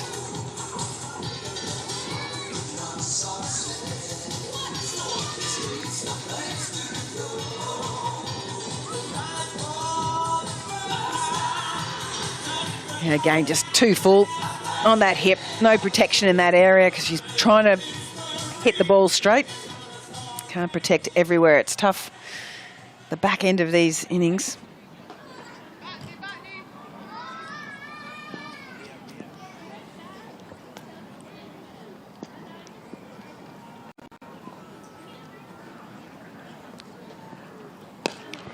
Digs this one in a little short, smart option from Claxton, apologies. And that is what we were hoping to see a bit more from Deandra Dotton. Back of a length.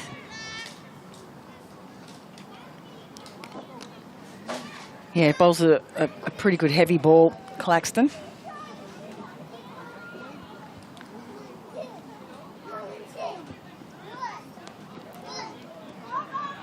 Gets away with this one, but good lines. No width at all. Have the short delivery in, but has the field set as well for that shorter delivery or length. And now they're just having a slight field change, bringing up mid-off, and it's the tallest fielder on the on the field as well, which you'd hope. So good luck getting it over Hector's head.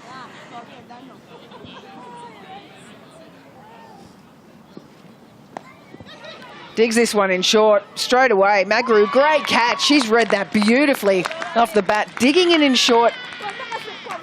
And, Claxton tells everyone to do a bit of the shush. I don't know, what would you call the shush? With the finger up to the thing. Don't know if she'll go up to Deandra Dott and say, that's what you should have been doing. But she's pretty happy with that wicket, absolutely, and picked up the big wicket of Aaliyah Riaz. She's shown her rather than told her. But that is exactly where we're saying she needed to bowl. Riaz is so strong off the front foot, down the ground. That is a really big wicket there for the West Indies. And you can't help but feel that this short ball here from Claxton, well directed. And what a great catch there from Angrew. Given the gloves today, given the opportunity, and is really impressed.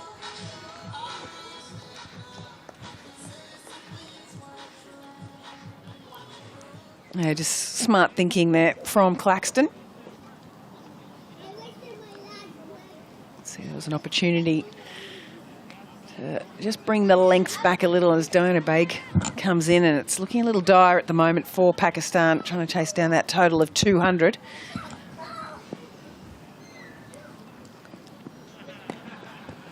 It's the off-pace delivery.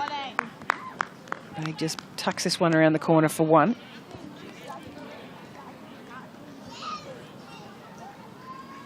What they really need to do is make sure that Fatima Sana, I was about to say Sana Mia, Fatima Sana needs to be on strike. She's just got such a good record at the moment.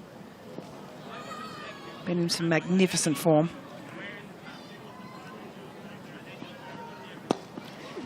Slow ball change.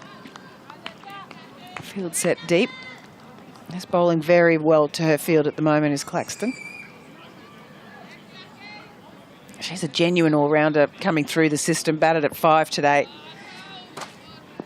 Up 17 off 14 and was out to a pretty decent catch from Ramin Shamim.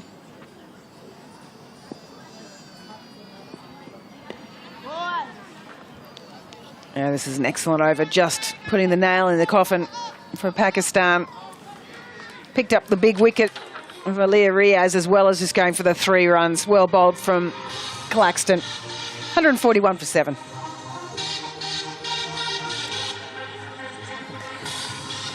And Pakistan today been top scoring with 30, well, not top scoring, so 30, contributing with 30 off 19. Javed, before she was run out after a great partnership with Aaliyah Riaz, 24 off 20, and Aaliyah Riaz, especially after that Deandra Dotton over, 37 off 28 has been impressive as well, but can't help but think it's a little too late for Pakistan.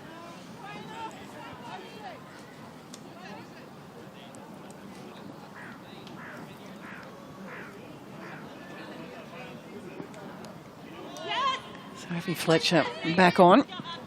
Just catches the leading edge there and they sneak through for 1.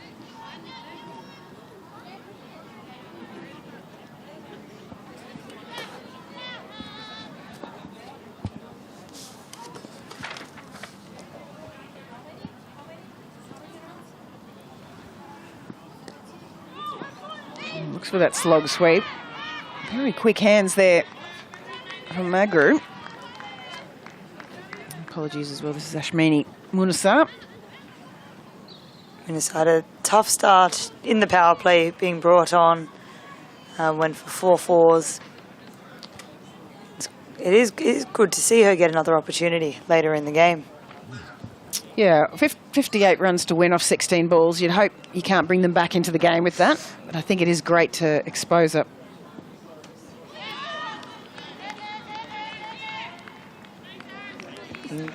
Hopefully, she can go into the next game with good confidence if she's able to redeem herself here. Didn't play in yesterday's game.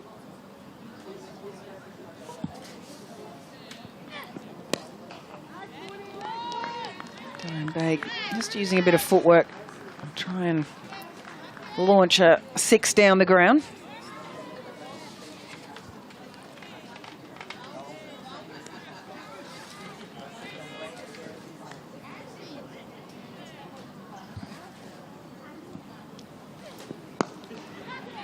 And this one is going to go all the way. Had the fielder set back there at long on, and it's just managed to go over her head. So brave stuff from Fatma Sana. This is the sort of form that she's been in, and she's got to back herself. And at this point of the game, there's not much else you can do. She is so powerful, Fatma Sana, and it just brings back the point that you were discussing earlier with her coming in so late. There's so much to do.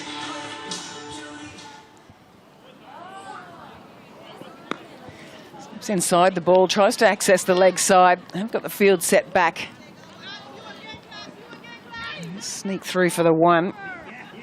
And you can see that she's really trying to adjust her position on the crease to find that boundary. Pretty good over there from Ashmini Munasar. Brings up the 150 for Pakistan as well in the 18th over. So we have a look at the bowling figures today, and Jazara Claxton, excellent with the ball, very good with the bat today as well. Yeah, definitely. A lot of bowlers utilised again compared to Pakistan's 5 bowlers. Henry's been very impressive, 2 for 13. Munasar has taken the wicket but been expensive, and Claxton, as you say, very impressive today. She's got a nice change of pace. And this one's going to go all the way, and I think she might have picked that one as Fatma Sana. This is where you just sort of want to have a bit of a chat to the coaching staff for Pakistan and just say, let's just pop her up the order a fraction. I mean, she got a 90 against South Africa in the number 8 position as well. So if anything, this is just probably cementing the idea of pushing up the order. Yeah, an absolute loosener there from Claxton. Fatma Sana makes no mistake there. We see the way pressure's affected Claxton here. Previous over, she was bowling into the pitch, slower balls, really effective. Fatma Sana's hit her off a line here. Put that away easily. Oh, she's 22 off 10 already. And it's a pitch that's hard to get in on, and she's done it pretty much straight away. Whoa, an absolute spray down leg side. And a very good effort to get some gloves on it. Her lateral movement today has been excellent from behind the stumps. Just trying to make the bowlers look a little better. We do appreciate you, keepers. I just wanted that publicly noted. The first signs of Claxton being a little unsettled here.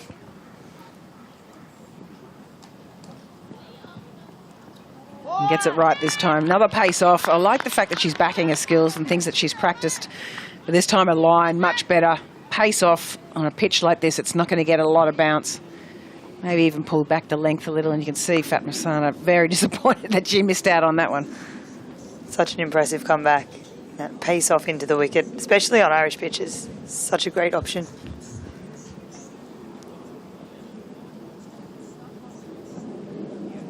Puts in the short one this time. Bit of a surprise for Fatma Sana. Doesn't have a go at it. Oh, and the umpire's called that a wide, and he does take his time to make that decision, doesn't he? The bowler was almost back and throws her head back. Doesn't believe it. Oh, you'd be frustrated, wouldn't you? She's executed that pretty well. Yeah, it was a good option. It was. Slight change of field, though. Ollie Matthews just squeezing everyone around. 5 on the offside.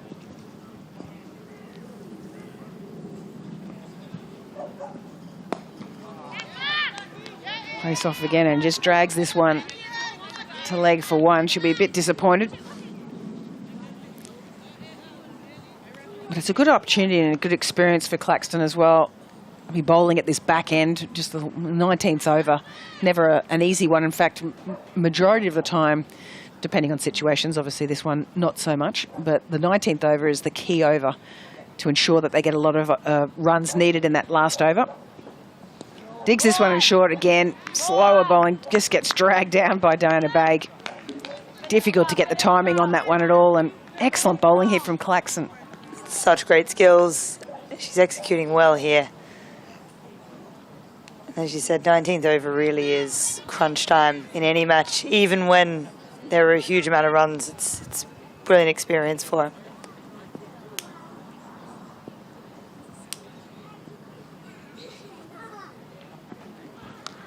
Thinks this one short. Beautiful shot there.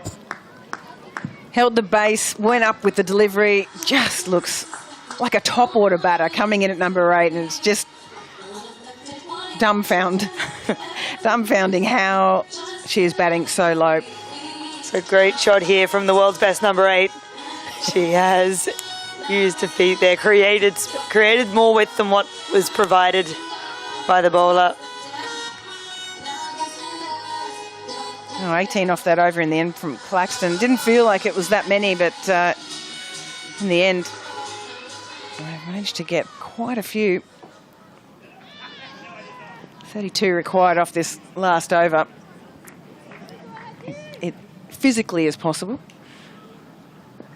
She got hecked up. Pulling the last over, a little bit of a wide delivery.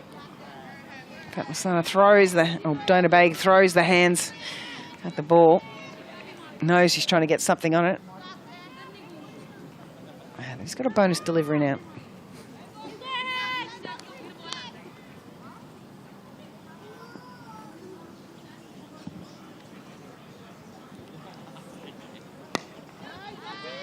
Goes for the big swing and hoiks it out to the leg side, but they just get through for the one. But I think they'll be pretty happy putting Fatmasana on strike.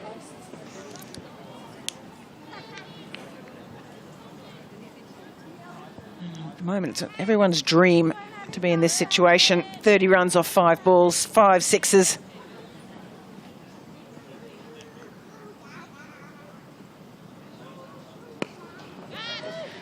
Looks like Fatmasana was quite aware of that. They've taken the catch down. That long off, though, sliced off the bat. Couldn't get the full contact. Just a little too much to do in the final over. Fatmasana has to go.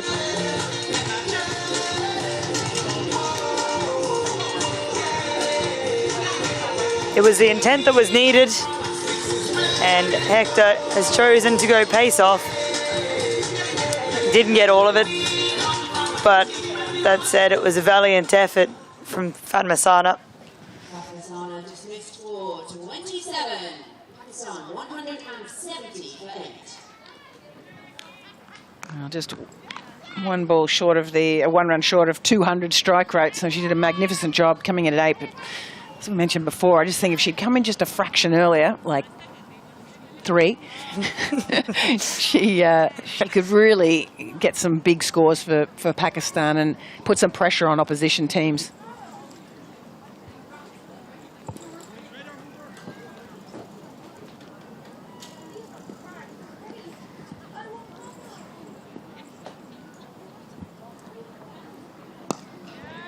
Yeah, nicely played through leg side here. They might look for the second one. Blind turn at the far end. Makes it difficult to know if you can come back for the second run. National Sandhu will be guilty of that.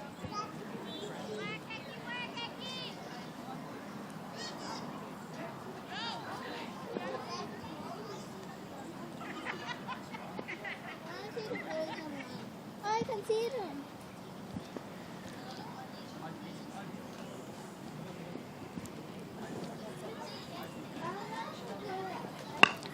Digs one in short. Yeah, there's plenty of space on that leg side, but it's going to get the one nice and easy down to long on. But I like the thinking, again, here from Hector, and also using her height. We haven't seen a lot of short ball deliveries from her today.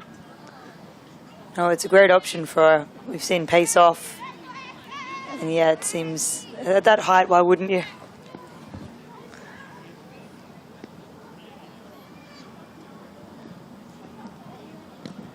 Oh, flights this one up.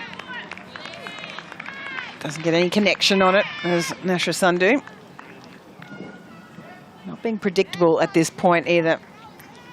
West Indies will had a bit of a change of fortune since arriving in Ireland. Haven't had a great last 12 games, or won the last 2 games now here in Ireland. Good connection again, well read out on that far boundary. going for that second run. And Hector manages to throw the ball at the stumps from while she's standing there. She could have just reached out and probably taken the bails off, and then actually had to go and field it from off her own throw. But end of the game, no run out. West Indies have taken the game today.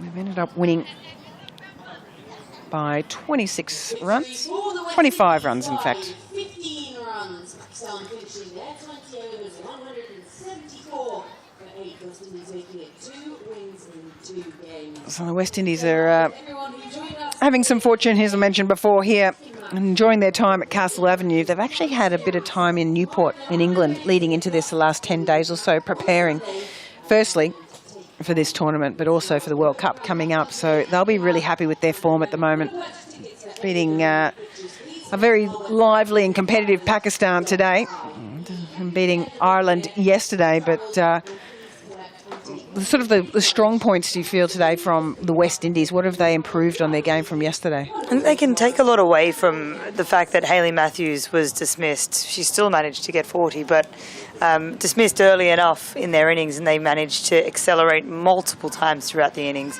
Lots of contributors, and they looked fairly strong throughout the entire order. Great to see some young players coming through that really impressed as well. And it's not just their 4 top order batters that are the 100-game players. So I think they'll be really happy to see that. Used a lot of bowlers once again, most of them to great effect. I think so far in the series they'd be happy as a preparation for the World Cup that they have given opportunities to a lot of players. Yeah, I agree. I mean, the 4 changes today, I thought that was fairly bold. You know, I mean, it was a good win yesterday, but obviously Pakistan are a slightly higher ranked team than Ireland. But yeah, I thought it was wonderful that they provided so many opportunities, and then those players got to stand up as well. As we have a look at the batting card today, and you mentioned that Hayley Matthews out for 40 just off the 20 balls. She was on a bit of a bender there for a while. She was going hard, but great to see though when they did lose her, they were able to stabilise. Yeah, for sure. Glasgow was very impressive as well. 42 off 25. She really took control. And Claxton we saw yesterday as well looked great at 5. So they're 2 players really that you know, as you can see, the top 4, we know them well. A lot of other teams know them well. We know what they're going to do, know the game plan. We'll feel if they get Hayley Matthews early, they're in with a good chance. But what we've seen today, they bat right down really. Yeah, they've got a fairly healthy batting order there for sure. Like to hit the balls hard. I like the fact that they've really looked at their middle overs as well and really accelerated through that middle overs where they're not generally as strong. They normally sort of go each end. Great in the power play, great in the death. So good to see them through there. We see, as we mentioned before, the 3 50-plus partnerships, which I think is the real key, particularly on a pitch that's a little bit hard to get in. It's the fact that they can maintain those partnerships and put pressure back on the opposition and the bowlers. Yeah, for sure. Taylor and Claxton together and Henry in Glasgow really did get them to that 200 rather than the 170, 180, which would have made this a very close game. Bowling card today, it's the 5 wickets for Pakistan, which might be a little concerning. The pace bowlers did get taken down a fair bit early, and that seemed to be the plan from West Indies as well, as to take them on. But the pace off, pretty reasonable from the spinners. Bowled in some good areas, but and picked up a couple of wickets here and there, but didn't really cause too many problems.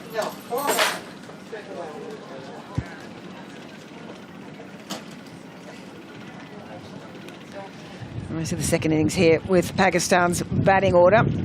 Again, a few starts there, but they just couldn't manage to go on with it. They maybe went a little hard, a little early.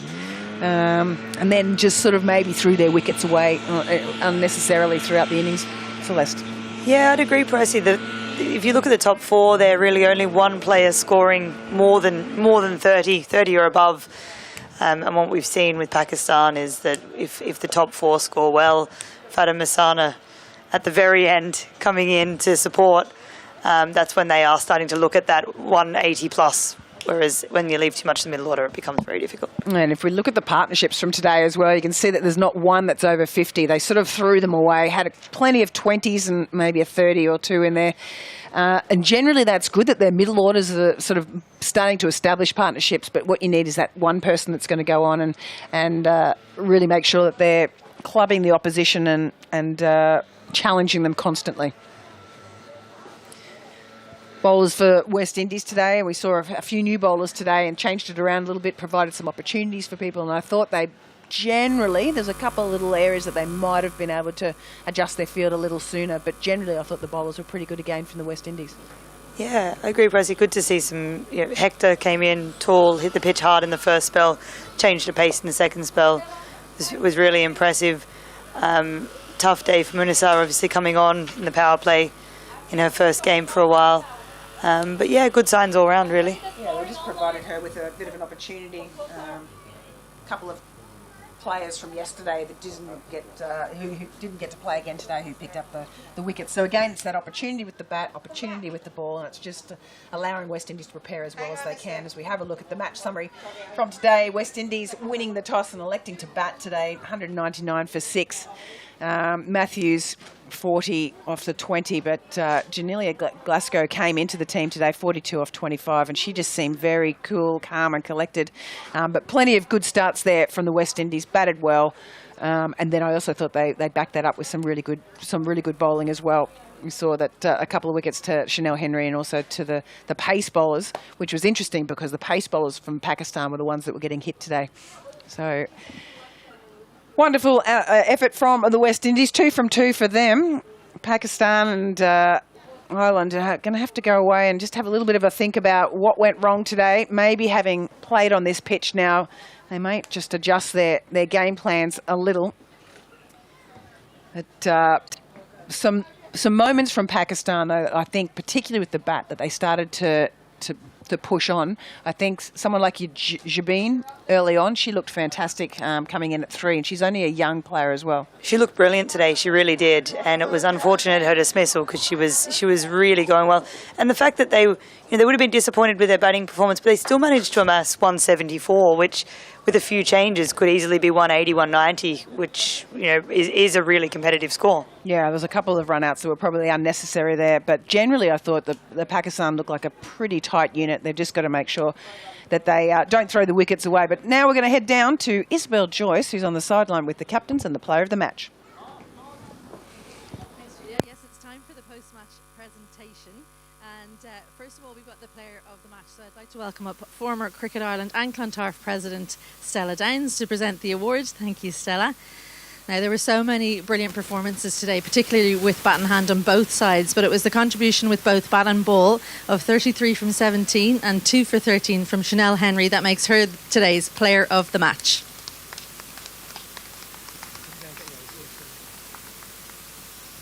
Brilliant. Thank you, Stella. Chanel, hang out here with me for a minute, and what do you make of that match? It was absolutely brilliant. I mean, obviously, we, getting ready for the T20 World Cup, so obviously this was a great practice for us today. Yesterday, we bowled first, so today I think it was an opportunity for us to go out there with bat in hand first, set a good total and for our bowlers to defend. Is it a role you relish, batting and coming in late in the game with a really good platform set and the freedom to really take the bowlers on? Yeah, I mean, I've enjoyed doing that over the years, but, I guess as we go along, the roles get, bigger and deeper. So whatever it is, I'm happy to do. But today, again, as you said, up top, from the skipper and, all the batters that batted before me set it up really good. So it was just about having fun at the end and, seeing how much you could end up after 20 overs. Finally, on your bowling, you changed ends today. Do you feel like that's the end you're going to stick with for the rest of the series? I think it's about strategy, and what works for the team. So, I mean, whichever ends it is that, I'm supposed to bowl, then that's fine by me. But, today it was just that end and it worked out. So, no word in Hayley's ear to say, keep me that end, skipper. Definitely not. Team player, love it. Well, you did brilliantly for the team. That's our player of the match. Thank you so much, Chanel Henry. Now, our Pakistan captain, Fatma Sana, if you can come and join me.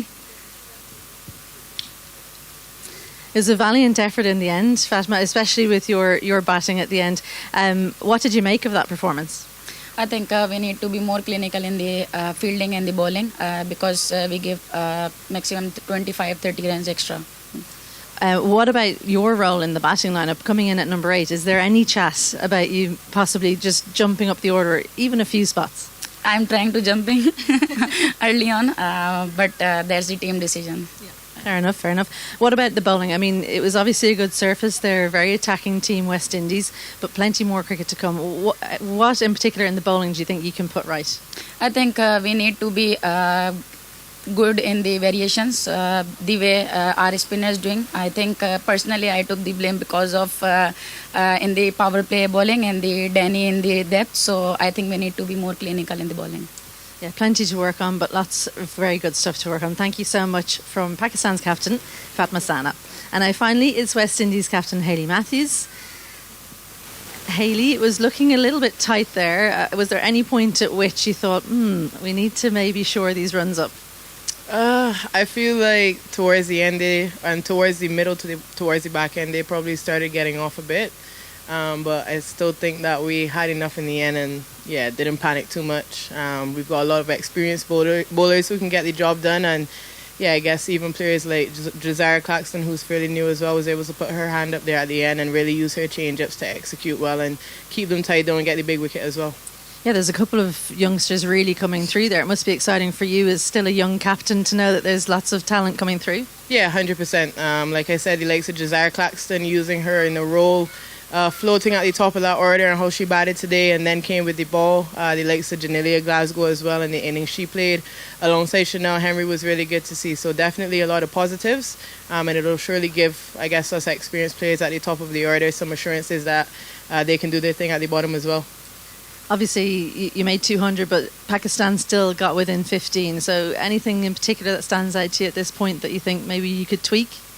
Yeah, look, I think it was a really good wicket to bat on for sure, and we always knew about 180 was par. So I think we got the runs that we wanted to. But at the same time, I feel like we definitely left back some overs from myself, Afi Fletcher, and some of our main bowlers as well to definitely give people an opportunity. So I think in probably a game that was a bit closer, we could have been a little bit more clinical.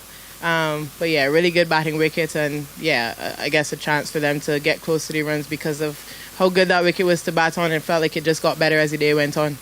Music to Dale McDonough's ears, the groundsman and all the ground staff. So well done to them. Thank you so much, Hayley Matthews. You've got a break for a few days, so rest up because we'll see you a little bit later on. That is the end of today's post-match presentation in the Avara Women's International Tri-Series. We have a rest tomorrow, but we're back on Sunday for Ireland versus Pakistan. That's at 4 p.m. again. We'll be on air at about 3:45, so make sure you catch us then. But for me and all the team, it's good evening and good night.